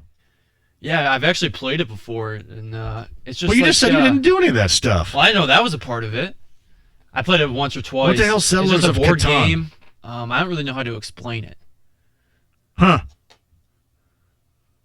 All right. That sounds like a hill jack. How about Settlers of Catan? JMV, I wish the festival in Lawrence County would have sold people watching passes. But you got to be able to do that. Like, I would have done it, but I'd have to be outside of some protective area. I'd have to be, like, fenced off or elevated or something. You know what I mean? Like, maybe some bleachers behind a barbed wire fence or something like that. I would agree with you on I would like to see other than just the Facebook postings of what's going on. But I don't know if I want to be a part of it. Actually, I do know. I do not want to be a part of it. And that's with, I'd love to see the Ghetto Boys, and I sure as hell would go see Morris Day and the Time. I'd probably laugh at some stuff that Gilbert Gottfried had to say, but there's no way I'd get in the mix down there. There may be a people viewing, a people watching pass might be for me, sure. Marcus Hunt scheduled to join us coming up on the other side. Chapel, top of the hour. Get the latest from Colts camp from Mike and how things are going on the defensive side of the football from the big man coming up next. Back with you. Win a round of golf with Jeff Rickard and Kevin Bowen at the Links at Heartland Crossing next Wednesday, courtesy of Franciscan Health Orthopedics. For more info, 1075thefan.com. You know you work well together as a team. Now take your team to Royal Pen and make your next corporate event fun and affordable. Royal Pen Leisure Centers offer the perfect combination of food and fun for your next group event. At Royal Pen, you don't have to be a super athlete to have a blast. Everyone's on the team when you're bowling. Bowling is a fun, affordable way to socialize and compete with your colleagues. Create team spirit without meetings, reports, or deadlines. Just good times. And keep in mind, it's always cool in our non-smoking facilities. To get the ball rolling, call Royal Pen today at 465-8484 and we'll organize your next corporate event. Get ready to trade in your wingtips and heels for a pair of bowling shoes and have fun bowling. Set them up, knock them down, send them flying, spinning round. For more information, call 465-8484 or look us up at royalpen.com. Royal Pen, bowling, bowling. Are you an overthinker? Hi, Rick Edelman here, host of The Rick Edelman Show right here every weekend. In 3 decades of serving folks like you here at Edelman Financial Engines, we've met a lot of folks who were trapped because they were overthinking their financial decisions. We get it. This can be scary stuff. You work really hard and you make a lot of sacrifices to save all your money. And well, just imagine if you make a mistake. Bad investment choices, the wrong mortgage, incorrect insurance coverage. It's enough to keep anyone awake at night. So here are 2 pieces of advice to help you solve the problem. First, realize that most decisions can be changed. And second, it's not just you, it's we. You don't have to go it alone. Let us help you. You'll get our experience and our expertise. So call us at Edelman Financial Engines. It's one decision you don't have to overthink. Call us at 888-PLAN-RIC. That's 888-PLAN-RIC. Or visit us at rickedelman.com. That's ricedelman.com. For the extraordinary Hoosiers who grow our food, feed our minds, make us safe, and keep us free. An extraordinary celebration. Your Indiana State Fair salutes Heroes in the Heartland. Presented by Indiana Donor Network. Get discount tickets till August 1st at indianastatefair.com. Heroes in the Heartland. Your Indiana State Fair. August 2nd through 18th. What's the key to a stress-free summer? 3 words. New air conditioner. Hi, I'm Corey Kreitzberger from 1 Hour Heating and Air Conditioning. At 1 Hour, we'll guide you to the right air conditioner for your home. And back it with 3 more words. 10-year warranty. Buy a new system now and get a free 10-year parts and labor warranty. Call 844-1-HOUR. Your comfort is just a call away. Call 1 Hour. Excludes basic systems. Terms and conditions apply. License number 800106668. The Colts open preseason play in Buffalo. Coverage next Thursday at 4 on 93.5 and 107.5 The Fan. The Ride with JMV. 93.5 and 107.5 The Fan. Yeah, we're running a little bit hot tonight. David Lee Roth is from Bloomington originally, so he's going to fit into my JMV takeover coming up on Saturday morning, 9 until noon. Mick Mars, originally from Terre Haute, therefore Motley Crue is going to fit into the JMV takeover coming up on Saturday morning, 9 until noon. I'm stretching things a little bit there, just a little bit, but I'm going to utilize it. Marcus, ready? Andy Moore Automotive Group Hotline, the big man's going to join us now. Marcus Hunt of the Colts. Camp is going how for you to this point, Marcus? Pretty good so far. Just trying to, stack up one day after another and keep improving every day. You're a veteran. There's no doubt about that in this league. How much do you learn? Is there still a lot for you to learn when you go through every camp like this now?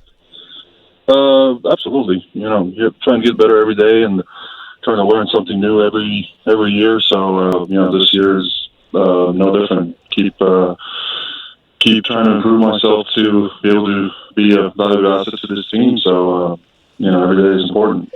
How do you need to improve? I mean, self-assessment here. What are you looking for to improve this year from an individual standpoint? Just keep on improving on finishing plays, hustling to the ball, and keep even getting my physicality more and more turned up every game. Matt Eberflus talks to you about what? What does he want out of you? And what type of effect does he want from you as far as the scheme and the in-game production is concerned? He just wants me to be, fast and physical and keep my pads down, most importantly. They tend to pop up every now and then, but, that's what I try to focus on every practice, on, staying low pad level and just getting off the ball. There are very few guys that play. On the offensive line, you get guys that are 6'8" all the time, but very few are 6'8". I think Calais Campbell comes to mind as well. And a big, tall defensive lineman. How difficult is it to play up there when you're 6'8" as you are? What do you have to learn more so than somebody else that might be a little bit shorter would? Just have to keep forcing those pads down. I mean, it's there's no real trick to it. As soon as you get off the ball, you have to find a point of reference for you to strike and learn how to use that to your advantage to keep your pads down. And that's what I'm trying to improve every day. Here's Marcus Hunt of the Colts, trying to improve every day on the Andy Moore Automotive Group Hotline. So when in your career, back in college or what have you, did you think that ultimately the NFL could be in your future? I think it was right before heading into my junior year of football. I just got back from Europe, where I just finished off the track season and came in for football training camp, and I just kind of had to sit down and think to myself that this is 2 years left of college football. I just really need to make it count, and that's kind of where it really all started for me to really click and put extra work into it. Yeah, and it's funny being from Estonia. I don't know a lot of guys from Estonia. Are you like one of the most famous people from Estonia originally? I think so. I think I know too, man. I think I know you, and I know the Encino Man, and that's about it. Well, Tennessee Titans actually had a left tackle who was born in Estonia, and he played for them for over 10 years, I think. Well, wait a minute. I was trying to lead you down the path to Encino, man, and you didn't take the bait. What the hell's going on there? Come on, man. Come on, help a guy out. That's right. Seriously, though, that's it. But now, you know what? That has to make you feel good, though, because, you didn't probably know that was going to be in your future, but, you had the versatility and certainly the athletic ability to make that come true, along with some really good coaching, coming out of college and going into the NFL. So, it's you find something when you didn't know, I guess, Marcus, it was actually going to be there for you. Yeah, just try to, keep my head down and keep working and keep listening to what the coach had to say. And, it wasn't, the defense, thankfully, in college wasn't that difficult to where I had to learn a lot of stuff. And, it was very straightforward to where I was able to get lined up and play fast and just go hit somebody. Hey, Marcus, did they ever think about trying to make you into a right or a left tackle at any point in your career, offensively? No. No? The reason why I bring it up is because you're 6'8", and logically that's where you see guys. Most of the guys at that height are trying to hold down, either the left tackle or right tackle position. So. Yeah, no, it hasn't come up yet. No, I don't mean now, but I mean back when you were trying to grow into football. No. I walked out for D-line, and I don't know. It was kind of just set in it all. They weren't even trying to work me out as a tackle or try to put me at tackle. So, hey, how many field goal attempts have you blocked in your life? And I mean all through football, not just necessarily in the NFL. I think it's around 20. Can you do you feel comfortable in just sticking your hand up and blocking one, like tiptoe wise, or can you do that at your height? Well, it depends on the length of the field goal. Yeah. If it's a little bit further away, they have to drive it a little bit more. So it can be a little bit easier, but it's the NFL. Everybody's top of the line over here, so it's a little bit harder in the league than it was in college. So, well, tell me this: what do dudes try to do at the line of scrimmage to make sure you don't get up to the optimum height to try to get a mitt on a field goal attempt? What are they trying to do? Yeah, what do they do? What do they do to you? Hold my hands down, grab, hold. Try to make sure I don't get any penetration. So there's some holding, is what you're saying, that goes uncalled on you. I'm glad you brought that up. Well, I kind of brought it up, but I'm glad I brought it up. How often do you get held on a field goal opportunity? Quite often. Would you suggest, or would you say nearly every time? Close to it, yeah. Every other, at least. Yeah. Smargus Hunt, he gets held every single time he tries to block a field goal attempt. I'm just going to put words in your mouth right here, okay? I'm going to every time on the Eddie Moore Automotive Group hotline. All right, collectively here on defense, I mean, you made tremendous strides. You had a great start to the season. There's no question about that. A year ago, you got more pieces, and all a part of this, Margus, has been creating depth. Talk a little bit about the depth that you have seen so far in camp that has been assembled with you and your defensive colleagues. It's been amazing. I mean, it's been fun going out there, playing with those guys, being able to, mix and match guys to different positions.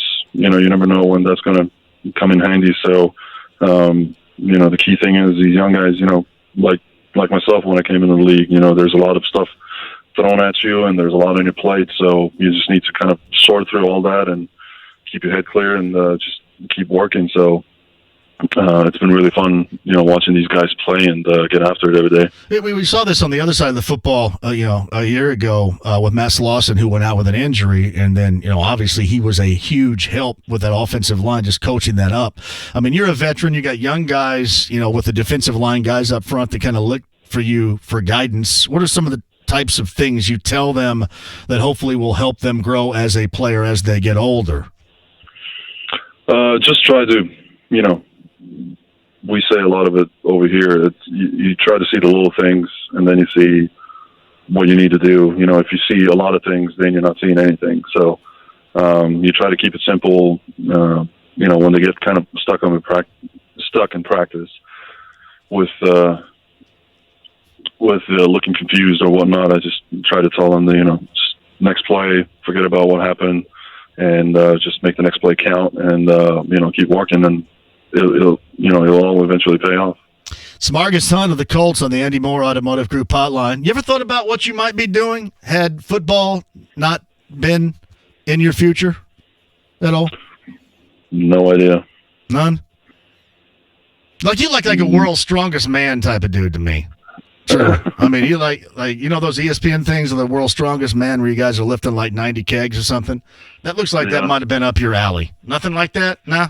No. Yeah, I feel you. All right. Well, listen, I mean, it's good to have you, and you had an outstanding season a year ago and just a fantastic start, and talking to your teammates, I know that they feel of your value. And we also feel for you now because every time you get in there and try to block a field goal attempt, you get held every single time. So I'm gonna have people say that every time you get up there, you get held every single time.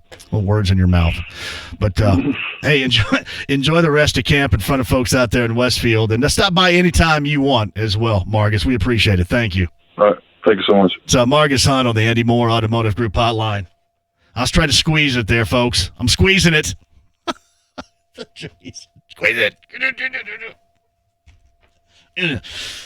I felt like Harris right there in Major League where he I threw every bit of stuff I had at him, Skip. I'm throwing everything. Everything. But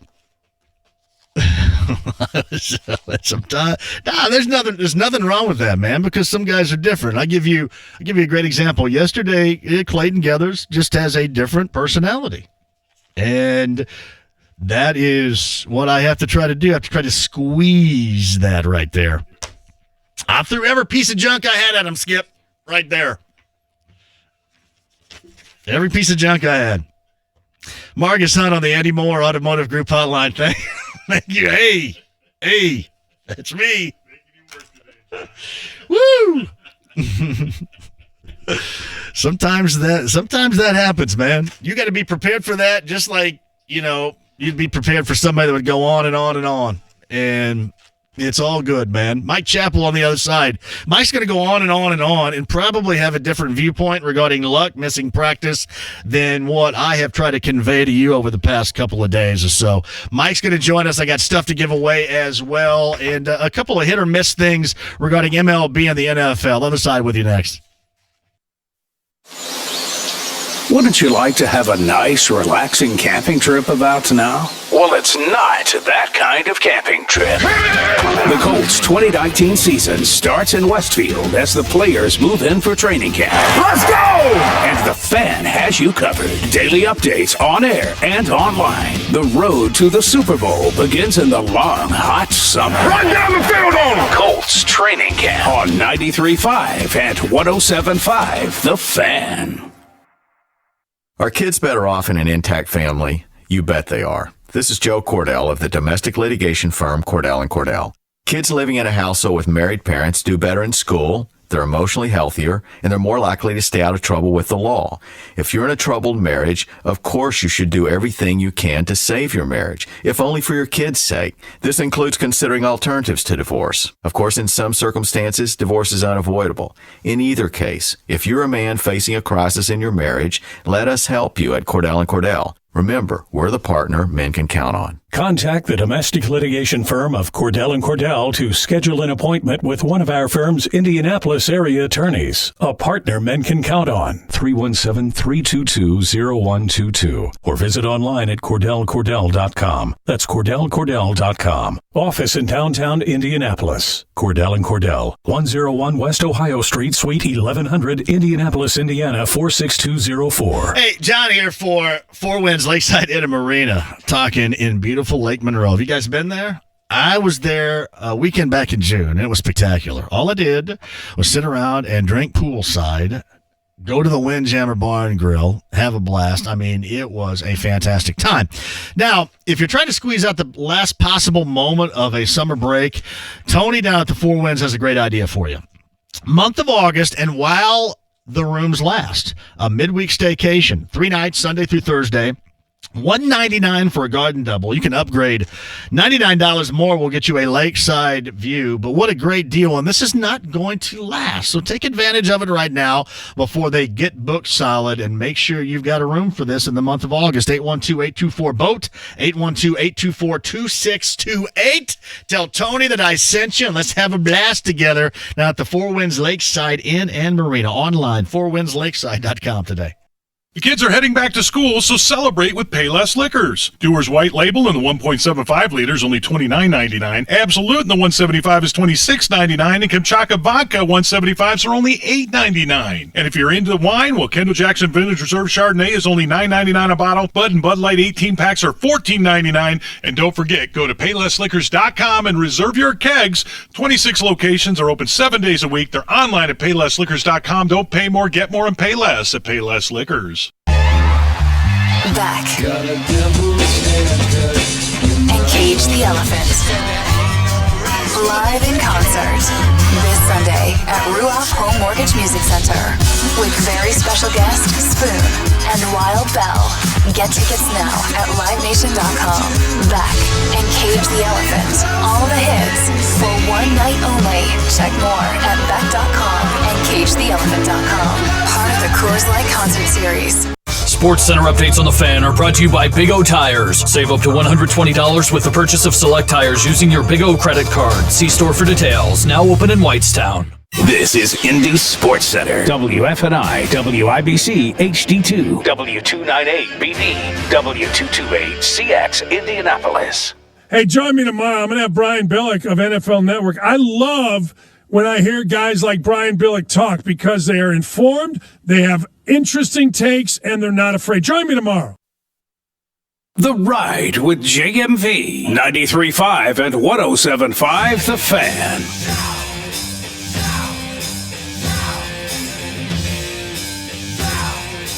I'm working for it, baby.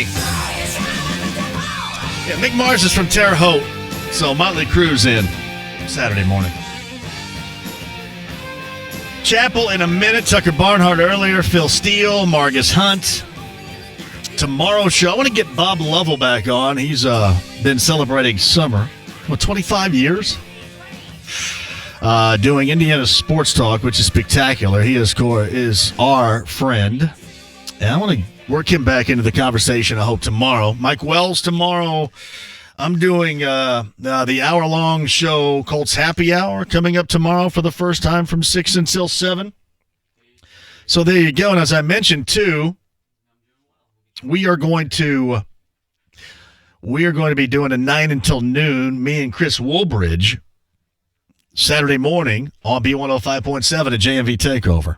And it's basically the focus is Indiana artists, Indiana musicians. And you got the Jackson family, obviously. Michael, Jermaine, Janet, the Jacksons, Mellencamp. And I'm also having to kind of cheat a little bit. I looked this up, and I didn't know the chick, the lead singer from the Donnas, is originally from Indiana, from Bloomington. I didn't know that. I didn't know, are the Ataris from Anderson? You guys remember the Ataris? They had a song. They redid Don Henley's Boys of Summer. The Ataris from Anderson? Did I look that up accurately? Days of the New with Travis, what's his name? Travis Bickle's a character in a film, I think. Whatever that guy's name is down in Charlestown, I think. Shelf in a Room, ring a bell? 9 until noon coming up on Saturday morning, B105.7, be there. Hey, JMV, I think Margus Hunt was no nonsense. He thought JMV was nonsense. Yeah, probably. Hey, man, we kept it going, though. We tried to inspire, but I'll be honest, when I couldn't get a response on two guys from Estonia that I know, being Margus Hunt and Encino Man, that I knew that we were going to not get her done. I knew it. I thought, man, that's for sure going to get it. Andy Moore, Automotive Group Hotline right now. From CBS 4 and Fox 59, he is Mike Chappell. I was talking to Margus Hunt a moment ago, and I thought we were going to get loosened up a little bit when I said two people from Estonia I know, you and Encino Man, and it wasn't happening. Didn't take the bait. It just sort of laid there. Yeah. Well, you know that Steve McQueen was born in Beach Grove, didn't you? Oh, I did know that, yeah. So and Tommy James from Fort Wayne. So. Yeah, I think what's the dude from Jingle Bell Rock? Is that Bobby Helms from Martinsville? I think too. Is that right? Yeah, there are others. I mean, there's some French people that were born here and then moved away. Right. And I'm looking for those folks right now to try to inspire me to do that musically Saturday morning. And some of us are born here and we just never leave. Yeah, I mean, otherwise I could just be doing the Jackson Family and Mellencamp hits the entire time, you know? That's right. It's funny we talk about this whenever it's kind of like 6 degrees of separation. Whenever I get calls from the Ball State Alumni Association wanting donations, I tell them to call Dave Letterman. He'll take care of mine. Yeah. So I don't Exactly. think that works. Exactly. Hey, is there anything? How long was Steve McQueen in Beech Grove? I know you're a Beech Grove historian. Not very long. I think he it's one there where, officially born. Maybe it was a drive-by, not here very long type of thing. But we had wasn't a rec center. I don't know what it was on Main Street. It had, some things like it. It's got Steve McQueen's picture, and you claim things when you can. You should. Yes. You should. What's your favorite Steve McQueen film? Bullet. Oh yeah, I love Bullet. That introduced the Ford Shelby Mustang. Is that what the car was in that? Yeah. That was at the time, and still one of the great chase scenes. I mean, it somehow back then, as long, I don't know when that was. Was it in the 70s? I can't remember when the movie was. But you had that sensation that you were in the car. They were so great at filming. It was a great thing. Papillon's my favorite Steve McQueen film. Yeah. Well, is he in the Towering Inferno? He was in Towering Inferno. Indeed. One of the 50 high level celebrities in back when the disaster movies were hot and heavy. Oh, that was an all-star cast back then for sure. He was and George Kennedy was in all of them. All of them.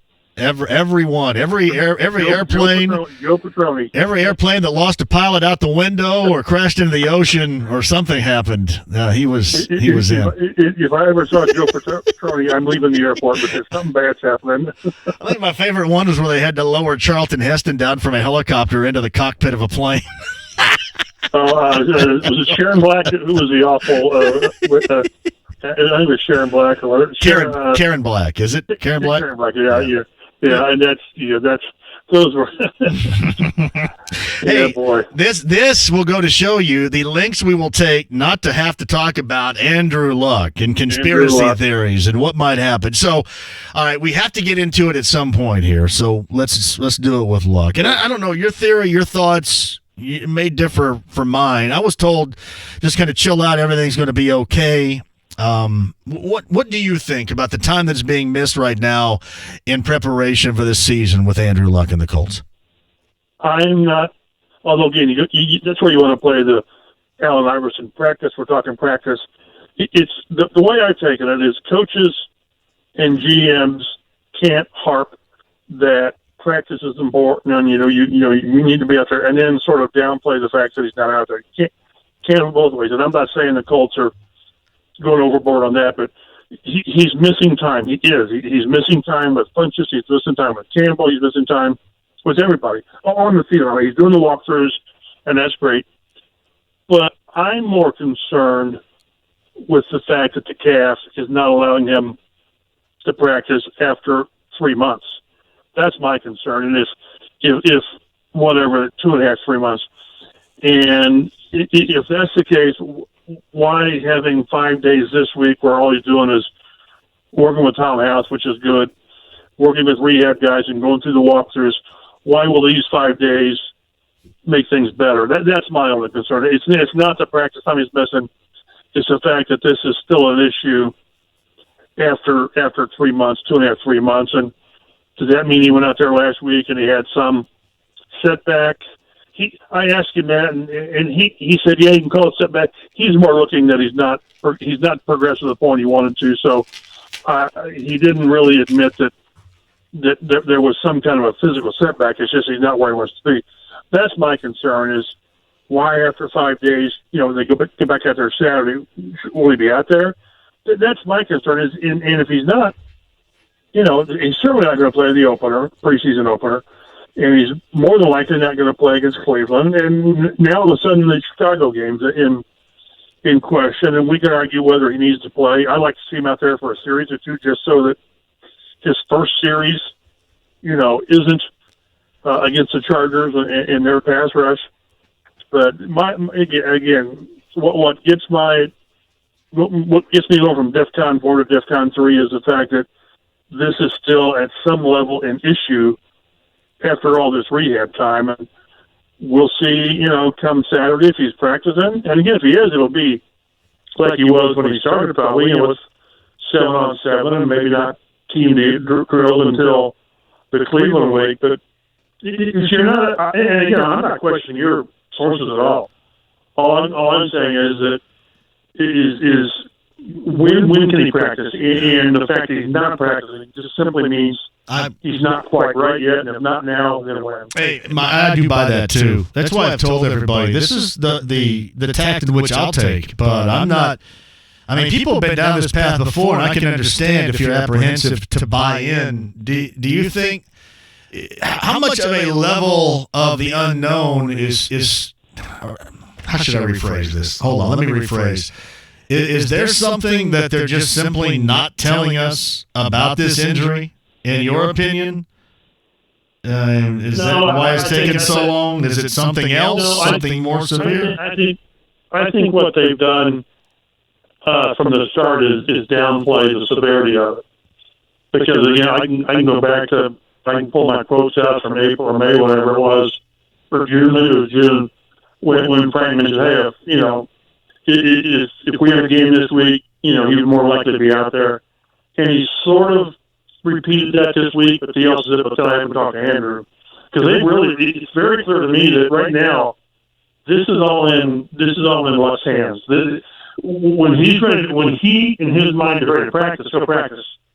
And he told us, you try to basically cut it loose, and you feel something, and you think you're going to pull or yank something, so he backed off. So I think that there's a hurdle he needs to get over mentally, I guess, and what it takes to do that. Because again, you don't want to. There's really a fine balance between pushing through an injury and then doing something you shouldn't ahead of time and really aggravate it, and then you have an issue. So, from everything that Frank says, the next step, which is full practice, is in Andrew's hands. Certainly the medical staff will let him know what's going on, but he was cleared enough, when camp opened to practice 3 days or whatever it was, but he's missed, I think it's 3 straight, 4 of the last 5, and I think right now it's on Luck.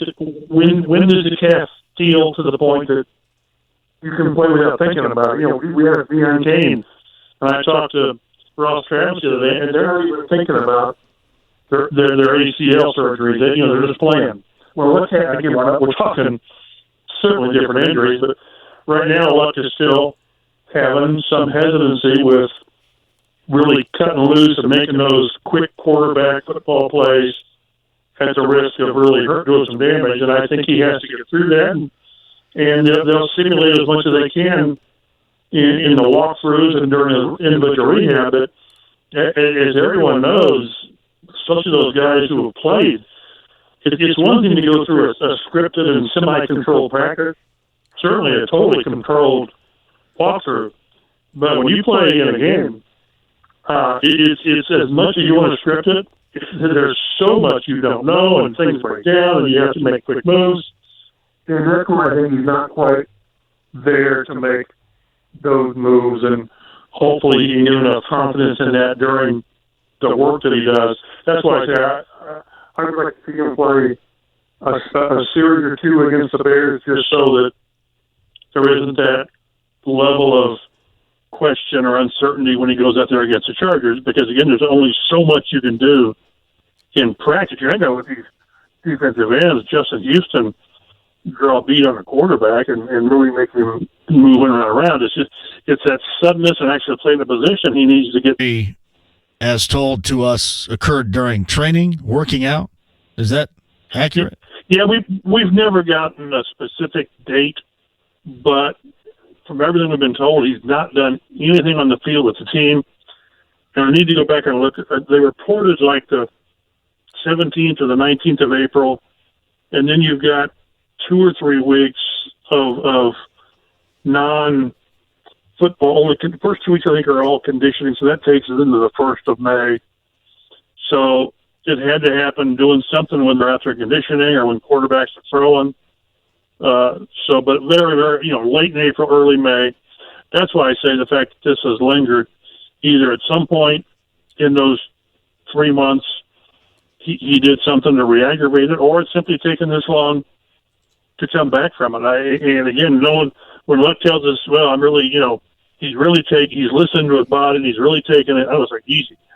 but because of what he went through with his shoulder, when if he didn't, I'm not saying he skipped steps when he was going through his shoulder rehab, but perhaps he hurried through some of them, and now he's checking all the boxes. Yeah, there's no question about that. I mean, that's what jeopardized everything. And when he talks about being in dark places, or as he's mentioned, being scarred, that's all with that. And I think it goes back even further. Instead of going and actually getting that shoulder cleaned up, he decided to kind of go with the whole rehab route and didn't want to get caught on at the time, and that made it worse too. So I think we have two instances of learning from that. Well, you understand. No, it's one thing to say I had a little procedure in the off season. It's another thing when a quarterback has his shoulder worked on. So I totally understand you wanting to be the absolute last resort as a quarterback to have your right shoulder cut into. So the bad part of it, if those of us in the media aren't careful, is, and I get drawn into this a lot, is all you kind of focus on is luck. Yeah. You're out there watching practice, and boy, the defense really looks good. They're making great plays. Well, they're going against, with all due respect, Jacoby Brissett and Philip Walker and Chad Kelly. And sometimes, the offense looks a little bit sluggish. Well, the same three reasons. So it's hard to get a good gauge on what's going on. And also, they're doing a really good job of sort of protecting players and giving players, T.Y.'s had like 2 days off, and they're giving guys days off, Ebron and Jack Doyle's in and out. So you're not seeing the full offense. So, again, it's really hard to get, while you see great things from Rock Yashin and Bobby Okereke and Darius Leonard and all these guys, you're not seeing one-on-one. Well, you're seeing one-on-ones. It's not all the one-on-ones you want to see. So it does skew things. So you have to, I know I have to fight. Well, Luck's not out there, so let's just not pay as much attention. Well, you really need to, because a lot of these guys are still, fighting for the bottom third of the roster. Yeah. I don't think there's any starting jobs in my mind crying to be open, or somebody just jumps up. Yeah, this wide receiving position battle is going to be a humdinger, I think, at the tail end of it. Well, and the whole thing is that they keep five. Somebody mentioned 4 or 5. It's got to be 5. And can they work 6? I don't know. And then you get into it where if injuries figure into it. Let's say Jabal Sherritt's going to miss 2 weeks of the regular season. Well, you carry him injured, so that means can you still carry? Let's take another step. Let's say you get into the regular season, and Andrew Luck still is sort of monitoring and rehabbing the calf muscle. Are you comfortable going into the season with 2 quarterbacks?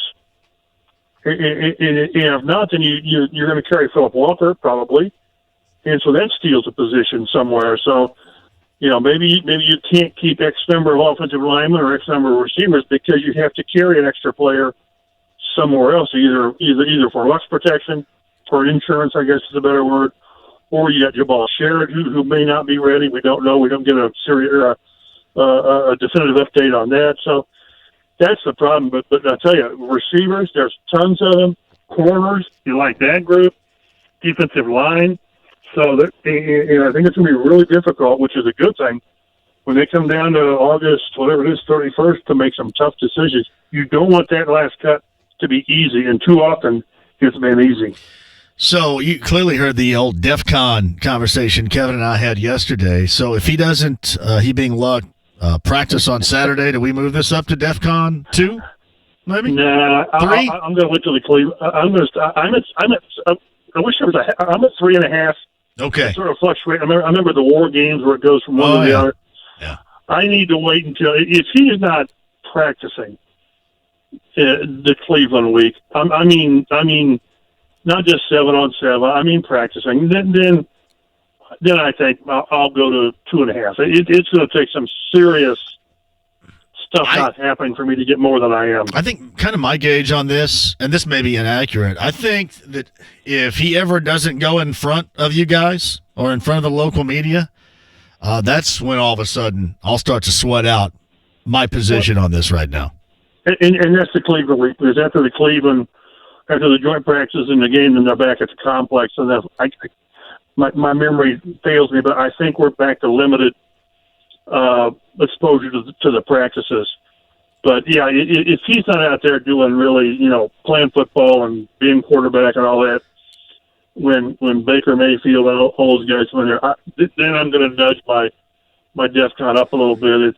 I don't know that I can go to 2 because to me that's serious. Oh yeah. But yeah, so we'll see. I have utter Colts peace right now. That's where mine is until further notice. Yeah, well, you don't want to go over the top, but at the same time, yeah, this is one of the top 5 or 6 quarterbacks, which means one of the top 10 players. The NFL never said number 20, but this is a guy that you cannot compete for what you want to compete with without him. I don't care what your faith is in Brissett and the rest of the team being better. With luck, you've got a chance to win. You should win 10 games, maybe more. Certainly more if things fall into place. Without him, we've been there before, and it's not. I don't care how good the roster is around that guy. If that guy's not there, you're just so limited in how far in what you can do. And to think that these guys are good, as good as this roster is, and I believe it's really, really good.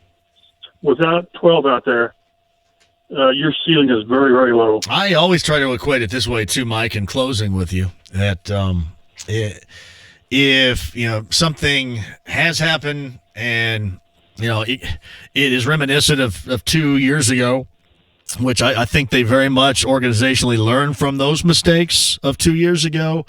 I mean, it's taken a while for them to get a lot of trust back. So I can't imagine they're handling it. They're handling this carefully, logically, and I can't look at it any other way because I flat know, and so do you, what they went through to try to get the overall court of public opinion trust back after what took place 2 years ago, even in a situation in which they weren't lying. It just turned out to be an inaccurate assessment for what we were talking about a little bit earlier. But I can't imagine, organizationally speaking, they put themselves in that situation. So, again. No, I think there is some uncertainty as far as this is an injury that Luck says he's not quite there yet. And you're not going to say, rub dirt on it and get out there. No, you're not going to do that. But we'll see where we are in the Cleveland League next week. It'll be great to have him out there. But Cleveland League's the one I'm looking at. Mike Chappell of CBS 4 and Fox 59. You can read his writing out there. Did you happen to see the video that Wells sent out of Chris Hagan doing the 40-yard dash with Buddy, what's his name? Buddy Baker. Come on now. Yes. He's still pissed off at me, so he's still Buddy, what's his name to me. Yeah, I understand. And you know what? At this point in time, he's just going to be pissed off at me forever. So what are you going to do? I get pissed off at you sometimes, so whatever. Hey, stand in line. I think Marcus Hunt's pissed off at me right now, so everybody is. So yeah, go ahead. But the best part was Mike Wells' play-by-play. I think he's got his future is in broadcasting, so I'm looking forward to that. Hagan looked like that somebody, if somebody wouldn't been walking behind him, it would be like somebody was using a rototiller or something. You know what? To till your garden. That's what that looked like. You need to have that. They do that simulcast with Rich Eisen where they put guys out there and they give Rich Eisen like a 40 or a 20-yard lead. And that's what they should with Chris, have him up there with, remember when Tom Zupancic used to carry safes and lift up Volkswagen? Yeah. They could have had Chris Hagan chasing him with that, but that's how they used to sell tickets back in the day, Mike. Well, remember that they had the drive-through. We got to beat the blackout Thursday drive-through ticket sales, and Zoop would be lifting up somebody's John Deere tractor out on Capitol Avenue. Remember? They have a big circus. They'd have sword swallowers and fire eaters out there and everything. The two best marketers were Tom Zupancic and Ray Compton. And I'm telling you, Ray Compton, he could sell you ice when it's 10 below zero, and you say, "Thank you very much, sir. Might I have another?" But Ray Compton was one of the all-time greats. Still enjoying. So hopefully the Colts don't get back to that level where they have to beg for you to buy tickets. I will always give Ray credit for this and this alone, that he actually got Mark Patrick playing his character of Warren out between the pipes at an Indy ice game back in the day. I still think about that and wonder how in the world he convinced Mark to do that. You know what I mean? Dressed up and in character of as Warren, and he got him to do that. And beyond just being paid, because Mark was being paid like 19 different directions back then. So that didn't matter. But man, the fact that he got Mark to do that in front of people was still to this day amazing to me. Maybe his most amazing feat. And that's his marketability from Ray Compton, and he probably had Mark Pedner thinking, thanks for letting me do that. I mean, he thinks you're doing me a favor. And that's Ray Thompson, one of the all-time greats. You can read what Mike has to say about the latest from camp at CBS 4 and Fox 59. Mike Chappell's on the Andy Moore Automotive Group hotline. Thank you, Mike. Always enjoy it. Anybody else ever go see an Indy Ice game when Mark Patrick was playing Warren, and it was called Score on Warren?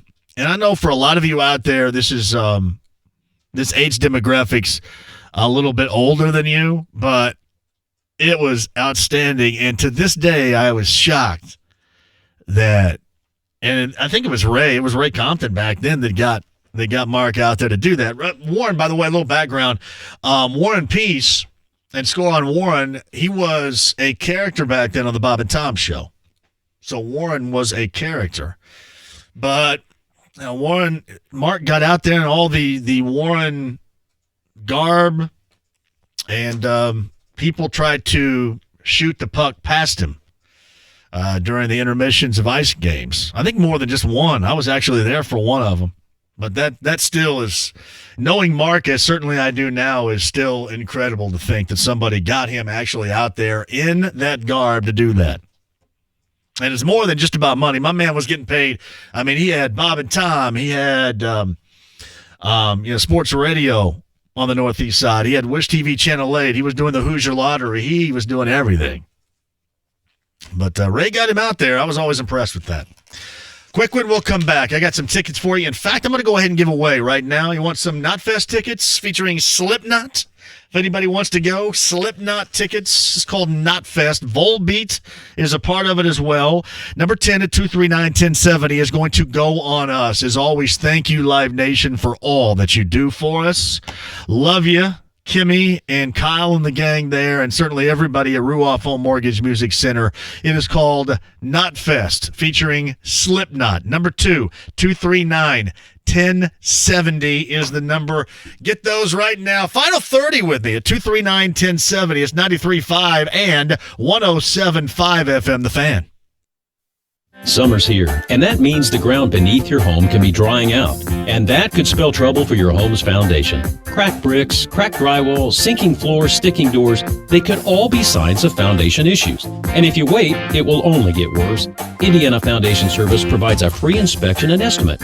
Find out if these signs in your home are just cosmetic or the symptom of a much more serious foundation problem.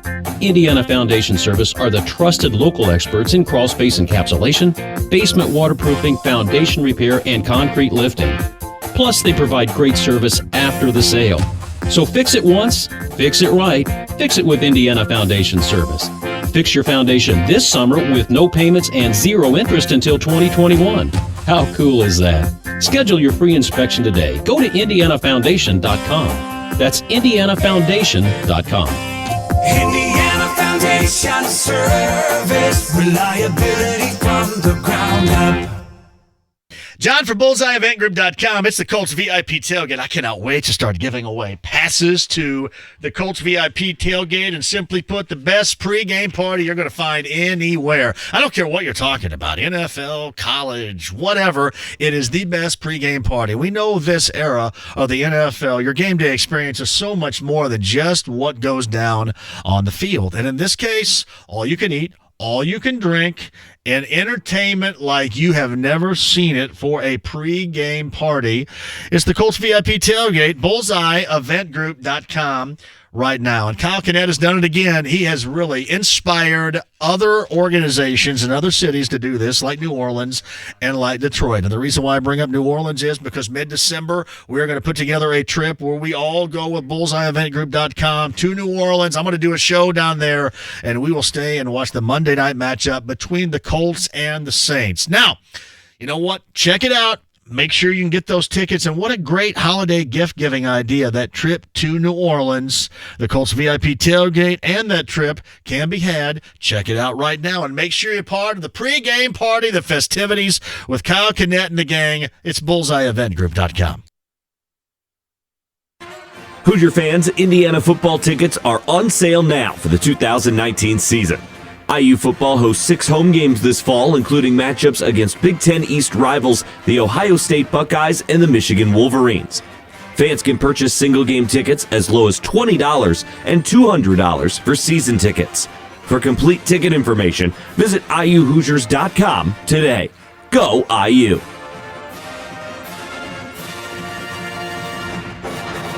Hey, it's Stan Doggett here for Family Leisure. You know how much I love my spa from Family Leisure. Guess what? It's back. That's right. America's largest spa dealer is having the world's biggest spa sale. Over 1,200 spas, 5 manufacturers, no games, no gimmick. Higher quality spas, better service, lower prices. $8,000 spas, only $49.99. $5,000 spas, only $24.99. Special financing available. Over 50 models to choose from and spas from $12.99. Nobody beats Family Leisure. Nobody. Johnny here, Four Winds Lakeside Inner Marina. Great August deal. Thanks to Tony down there. Here it is, $1.99 for you. Sunday through Thursday. That's a 3-night staycation for $199 in a garden double room. Upgrade, $99 more. Get you lakeside views. This is spectacular. Squeeze out the final days of your summer vacation in style with a staycation at the Four Winds Lakeside Inn and Marina. Indoor, outdoor pool, boat rental and all the fun at Lake Monroe with the Four Winds. 812-824-BOAT. Call now. Make that reservation because this is going to sell out. 812-824-2628 or online, fourwindslakeside.com right now. Sports with Dan Dockich. Matt Taylor joins us. Matt's the voice of the Colts. This could be a much improved team, but damn, who you play, particularly the quarterbacks. The Colts have to play 5 of the top 6 quarterbacks from a year ago. The Colts defense took a huge step last year. That defense is legit. What they're doing is backed up considering who they have to play. Dan Dockich, weekdays, noon till 3 on 93.5 and 107.5 The Fan. The Ride with JMV. There's a kid in my class that got a boner at PE in high school. He was wearing sweatpants. It's really embarrassing, so this song goes out to him. 93.5 and 107.5 The Fan. Double barrel FM stick action for you right now. Axel and Izzy, state of Indiana. We had some GNR coming up on Saturday morning. B105.7 with me. A JMV takeover straight at you again. Right down the hall Saturday morning, 9 until noon. I did not hear Mike Chappell flush the toilet.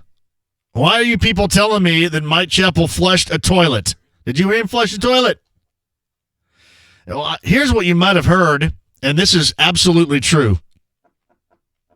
We'll let you behind the curtain here at MS Worldwide. I was talking to Mike, and Kyle Kinezovich walked into the room opening up a bag or a sack full of boiled eggs. Did that sound like the toilet flush? I looked at him and I said, damn, that's loud. What are you doing? So Kinezovich walked in here opening a bag of hard-boiled eggs, which may have confused you. Maybe you guys thought that was Mike flushing his toilet. I don't think that Mike was flushing his toilet right there. But, for this day and conversations in mind, it would stink and be par for the course, let me tell you that. JMV, forgive me if you've already addressed this. I'm just starting to listen here. With everyone healthy, who do you consider a successful season for the Colts? Love the show, Brandon. This should be at least an 11-win team. This should be a team that is representing the city and the fan base in the AFC title game. I'm not backing away from that. It should be. And even if you think that it's overblown and they, got a lucky stretch of games against lesser competition a year ago, I don't care.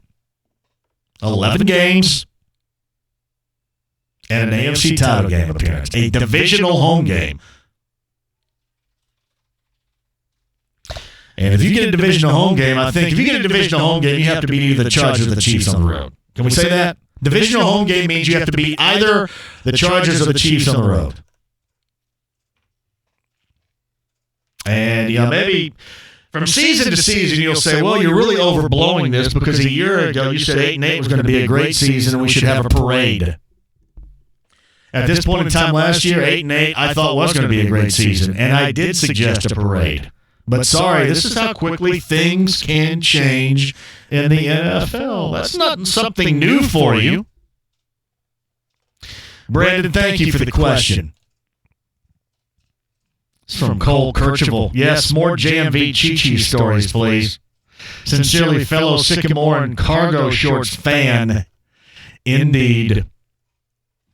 No, I just said earlier I'd rather do this. I said, I played Stratomatic. Like, we have Gen Con in town, right? And the first thing, hey, all these nerds. Hey, all these dorks. Let's sit around and play board games.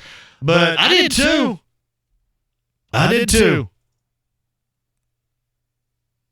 Same thing. I sat around and played Stratomatic like crazy. And oftentimes it was cheaper to sit home and play Stratomatic with the boys than go out on a date with your girlfriend and blow $25, $30 at Chi-Chi's and then have to hold that gas in on the ride all the way home. That was awful. No wonder my insides are shredded from that. Veins are popping out in your neck, sitting side saddle a little bit, driving home with the car. I mean, yeah, no shenanigans whatsoever, because if you make one false move, that ends the night on a sour note. So, Stratomatic it was. So call me a nerd, too. I'm a dork. I'm a nerd and a dork. I played Stratomatic board games. And if I were asked, I'd play a game of life with you in a minute. I was the first one to always add one of those little baby pegs in the back seat of my square car. Give me that baby peg there. Yeah, I don't have a job, but give me that baby peg. You guys are all going for the baby peg early, too. So, yeah, game of life. Sure. It's from Jeff. JMV, you're giving away tickets for Knotfest or Knobfest? Nah, yeah, Knobfest. Knobfest is later. JMV, what's your favorite board game? My favorite, Stratomatic is my favorite game of all time. I liked it. I mean, you could adjust it to make it more enjoyable. You know, it's kind of like a board game, if you will, a dice game where it's the equivalent of playing a video game, because you could do the same damn thing with, NHL hockey game. I mean, you take off the offsides and you can adjust the game for your level of enjoyment. I mean, board game-wise, I love me a little Trivial Pursuit. And I can't lie, I'm rolling around the board answering all the sports and the geography questions and staying away from the green and the brown, which would be literature and science. Because all I had in my repertoire for science, I knew a little something about sedimentary and igneous rocks, and after that I was kind of screwed. Yeah. If you ask anything other past that, I was done. So yeah, I guess I'm a nerd too. I love Stratomatic. I've told you this before too. I saw Jim Sundberg have the greatest Stratomatic season of all time in the summer of 1988. He hit in our league, our Stratomatic league, he hit 67 home runs. Jim Sundberg. Yes, Jim Sundberg, former catcher, Royals, Rangers. For some reason, man, his 3.5 and 3.6 was in the wheelhouse of home run, and he was unstoppable that summer. Incredible. So, yeah, call me a nerd, too. I'm right there with you. Board game-wise. Great way to save money. JMV, Chi-Chi's fried ice cream. I do miss Chi-Chi's a great deal, though. Just not for that. That was brutal on the way home. See, I mean, I'm doing the sampler platter, too, so, I'm eating the entire plate of refried beans and cheese mix there, so that's just a recipe for disaster. Couldn't get anything done there. JMV, the game of life, I used to get so pissed if I didn't get the doctor or the athlete as my career. I was just the first one to get the babies, which is completely opposite of my life. Like I was nearly the last one to get the babies in my real life, but in the game of life, spinning that spinner in the middle, I was the first one to knock somebody up, like immediately. My boys were ready to swim, I guess, in the game of life, but in the real life, no. My boys were ready for the swim meet. Hubble says Sundberg must have had a 3.6. He had a 3.5 and a 3.6 home run, if memory serves. He was unstoppable.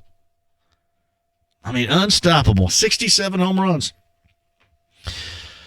That is a true story. JMV, did you know that David Lee Roth was born in Bloomington? I will utilize that fact. He wasn't there very long, but absolutely. Born in Bloomington. So a little Van Halen is going to be played. JMV, so maybe luck hurt the calf when he rode his bicycle to the 500. Conspiracy theory. While I dig on the conspiracy theory, that would be inaccurate. Michael Smith with this. Encino Man, what the hell's wrong with you? Hunt was like 4 when that movie came out. I think it's time to update your reference. It's not updating my movie or my film repertoire.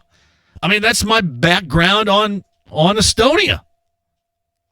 Marcus Hunt and Encino Man had nothing to do with what movie I've seen recently. I mean, give me a little bit more background on Estonia. Bring it. You should help me prep for it. That's all that I knew. And I thought that might get something loose, but it didn't, and that sometimes happens. It's all good. I bet I'm not the only one either. JMV, have you had any pictures from the gathering of the Juggalos down in Lawrence County yet? I think I do. I haven't checked it on Facebook. That is going down right now, by the way. Hey, quick shout. I want to give my man Frog and Chad. Chad is the pit master who is awesome at Johnson's Barbecue. I was there on Saturday night, and it was great. And actually, I am a mess when it comes to smoking meat. I screw my meat up all the time. I mean, my meat is awful. So it's really nice to see a real pit master in action. Johnson's Barbecue's down in Bargersville, and it's great. And Chad gave me a little behind the scenes, and it's pretty cool. I like it when I leaves smelling like it. Like those pit masters smell like smoked meat their entire. There's nothing you can do to get it off of you. Like you could bathe in Drakkar and you'll still smell like smoked meat. But now that's a great place to go. Pitmaster Chad. If you go down to Johnson's Barbecue, ask for either Frog or Pitmaster Chad. And tell them you heard it right here. And you will enjoy it. And tell them this, too. Tell them that on the weekends, they really need to make up a batch of hash brown casserole. And then you can thank me later for that, too. Quick break. We'll come back. Allison Chains and Corns tickets to give away. We'll do that. We'll reset what happened today. Tucker Barnhart was outstanding. If you missed that, the Reds catcher gave you the absolute best insight on the base brawl from a couple of nights ago. And punishment from MLB was handed down on that this afternoon. And he gave you, really a wide open look at somebody at the professional level that was scuffling in an incredibly bad spot. And what happens to get through that? An open and an honest conversation with Tucker like we've never had here before. Podcast that up at 1075thefan.com. Phil Steele, the authority on college football. Marcus Hunt of the Colts and Mike Chappell moments ago. We'll come back with you. Calls, tweets, emails, and tickets to win before we bail. Back with you next. How well do you know the Indiana State Fair? Test your knowledge for a chance to win a 4-pack of tickets to this year's festivities. Log on 1075thefan.com. At 1 Hour, we stand behind our work, and I mean for years. Hi, I'm Corey Kreitzberger from 1 Hour Heating and Air Conditioning. If our repair fails in the first 2 years, we'll fix it again for free. Who else can say that? We gladly guarantee our repairs because we know the care that goes into them. Call us at 844-1-HOUR. That's 844-1-HOUR. Your comfort is just a call away. Call 1 hour. Terms and conditions apply. License number H0010668. You won't believe all you get included from T-Mobile for just $40 a line when you get 4 lines with AutoPay. Start with unlimited talk, text, and data on our network to use as much as you want, when you want. Like when you stream your favorite shows and movies, which you'll be doing all the time since Netflix is included with your family plan. Plus, you don't have to worry about nasty surprises on your bill. The price we say is the price you pay. And now, you get free phones for the whole family. Every new line comes with one of our latest smartphones free. So hurry into T-Mobile where it's all included. Customers using over 50 gigs per month may notice reduced speeds. Video at 480p, Revelry free via monthly credits for well-qualified customers. 0 down plus $834 per month for 24 months. Pre-credit price $200. 0% APR. Qualifying service and finance agreement required. If you cancel, credits stop and remaining balance due. Receive Netflix Basic one screen up to $8.99 per month value. While taxes and fees vary by locale, you always pay just $160 for 4 lines of monthly service. That's $152.89 rate plan plus $711 taxes and fees. Hey, John here for bullseyeeventgroup.com. Yeah, we've got it fired up again. I've had multiple conversations with Kyle Kinnett, who not only has done such a great job with the best pregame party anywhere, I mean, across the NFL, anywhere with the Colts VIP tailgate, he has inspired organizations like the Lions and the Saints to do it in Detroit and do it in New Orleans. I mean, they need something fun to do in Detroit, don't they? And that's what you're getting, too. The genius of Kyle Kinnett and the greatness of the Colts VIP tailgate with bullseyeeventgroup.com. And we're going next level on it this season to the best pregame party around. All you can eat, all you can drink. DJ Skids, DJ Indiana Jones, just nothing but entertainment before every Colts home game that you're going to love. But wait a minute, it doesn't stop there. Here's a new wrinkle for 2019. We get into December, mid-December, Colts on the road, Monday night in New Orleans. We all need to be there. You can be there with bullseyeeventgroup.com. A trip to New Orleans to celebrate for that weekend and then to get to the Dome and check out the Colts and the Saints. All the information you need about that trip in December and the Colts VIP tailgate. Tell Kyle Kinnett that I sent you. This is absolutely genius. And here we go for another great year. The Colts VIP tailgate. bullseyeeventgroup.com right now. My house has a new glow. I love my windows. Universal Windows Direct. It's Big Joe. Right now, for every window you buy, you get the next one free. No limits and 0% financing for 36 months. Call 317-659-8191 or go to universalwindowsdirect.com. And like me, you'll be saying, I love my windows. I love my windows. They've got that brand new home effect. Universal Windows Direct. Red Sox, Yankees, Sunday Night Baseball. The coverage begins at 6 on 93.5 and 107.5 The Fan. The Ride with JMV, 93.5 and 107.5 The Fan. We've been to Indianapolis many times, and it's one of my favorite cities. We always have fun. I had a lot of great memories. Been to a couple clubs there. Saw some guy get beat up, which was interesting because it was right in front of us, so it was pretty fun.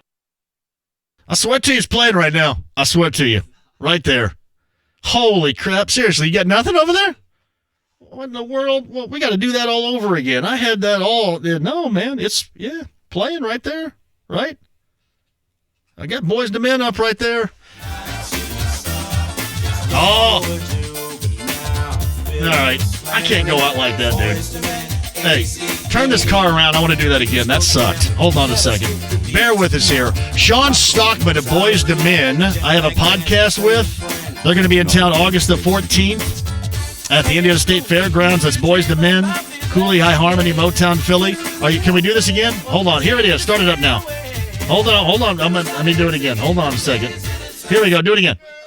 We've been to Indianapolis many times, and it's one of my favorite cities. We always have fun. I had a lot of great memories. Been to a couple clubs there. Saw some guy get beat up, which was interesting because it was right in front of us, so it was pretty fun. There, Sean Stockman, Boys to Men. That's how it's supposed to sound right there. Hit the post, John, would you? No, that's a really good conversation. August the 14th will be a blast. Sean Stockman's a really good dude. It's the first time we've talked. It's up on a podcast, 1075thefan.com. Sean Stockman of Boys to Men. A little bit earlier today, I had that conversation. It's up on a podcast. And August the 14th, they will be there. And he's got a great story about that fight. He's got a great story, a couple of really good indie stories. And we get into a number of sports topics with him. I'm seriously, great dude.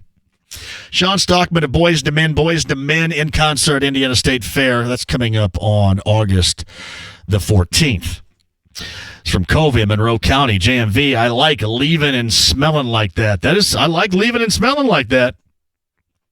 Chris Nelson says, try some of Chad's sauce. And with this tweet, I'm assuming you mean like the bourbon sauce, right? The bourbon sauce, I do like a great deal. Chad's the pit master at Johnson's Barbecue. Thomas Marquise writes this. What were your thoughts about the Reds in the brawl with the Pirates? I liked it. It's probably not the right thing to do. It's probably not the right opinion, but I liked it.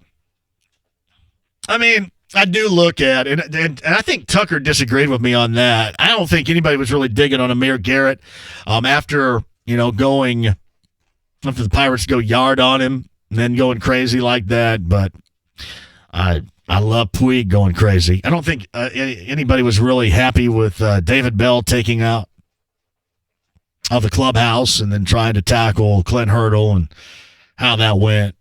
But for entertainment value alone, Thomas, I enjoyed it a great deal. That is the absolute truth. I thought it was entertaining, although probably not the right thing to embrace. You could kind of tell the entire Reds broadcast from the bald guy that does the post-game show with Sam LeClaire and Jim Day and Chris Welsh, our friend. I mean, they weren't justifying it at all. What's the bald guy's name again? Steven Slosh or something like that. Dugan Slosh.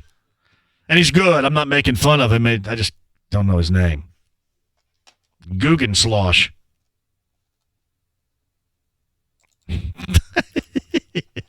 No. That wasn't on Kyle over there. That was just a little bit of malfunction. What was the Boys to Men reason why it didn't come up and we had to backpedal on that?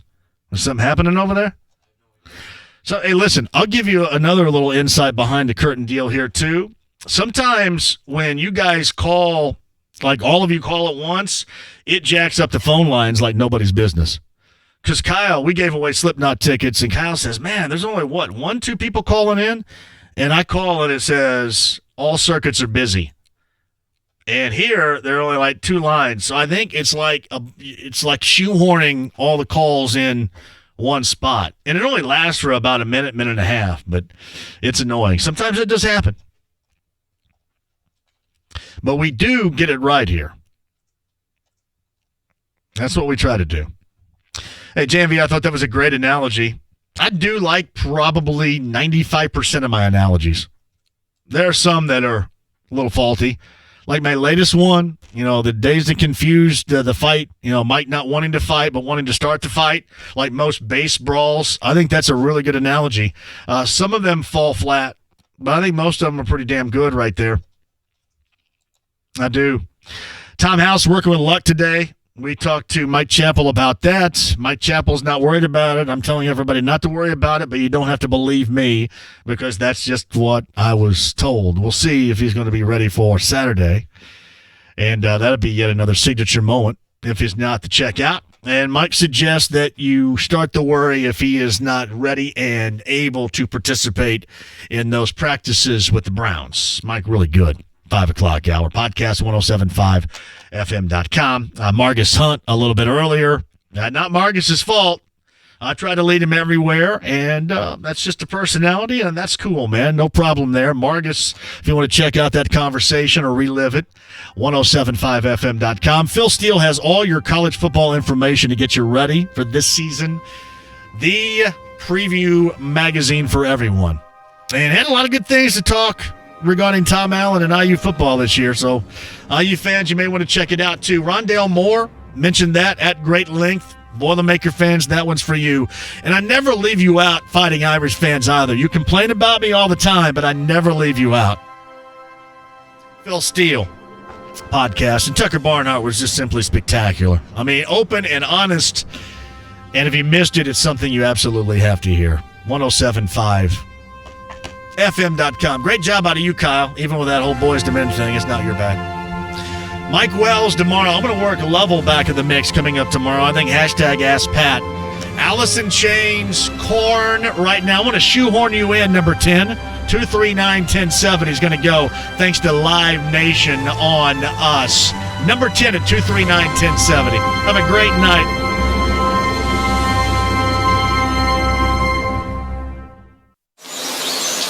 Wouldn't you like to have a nice, relaxing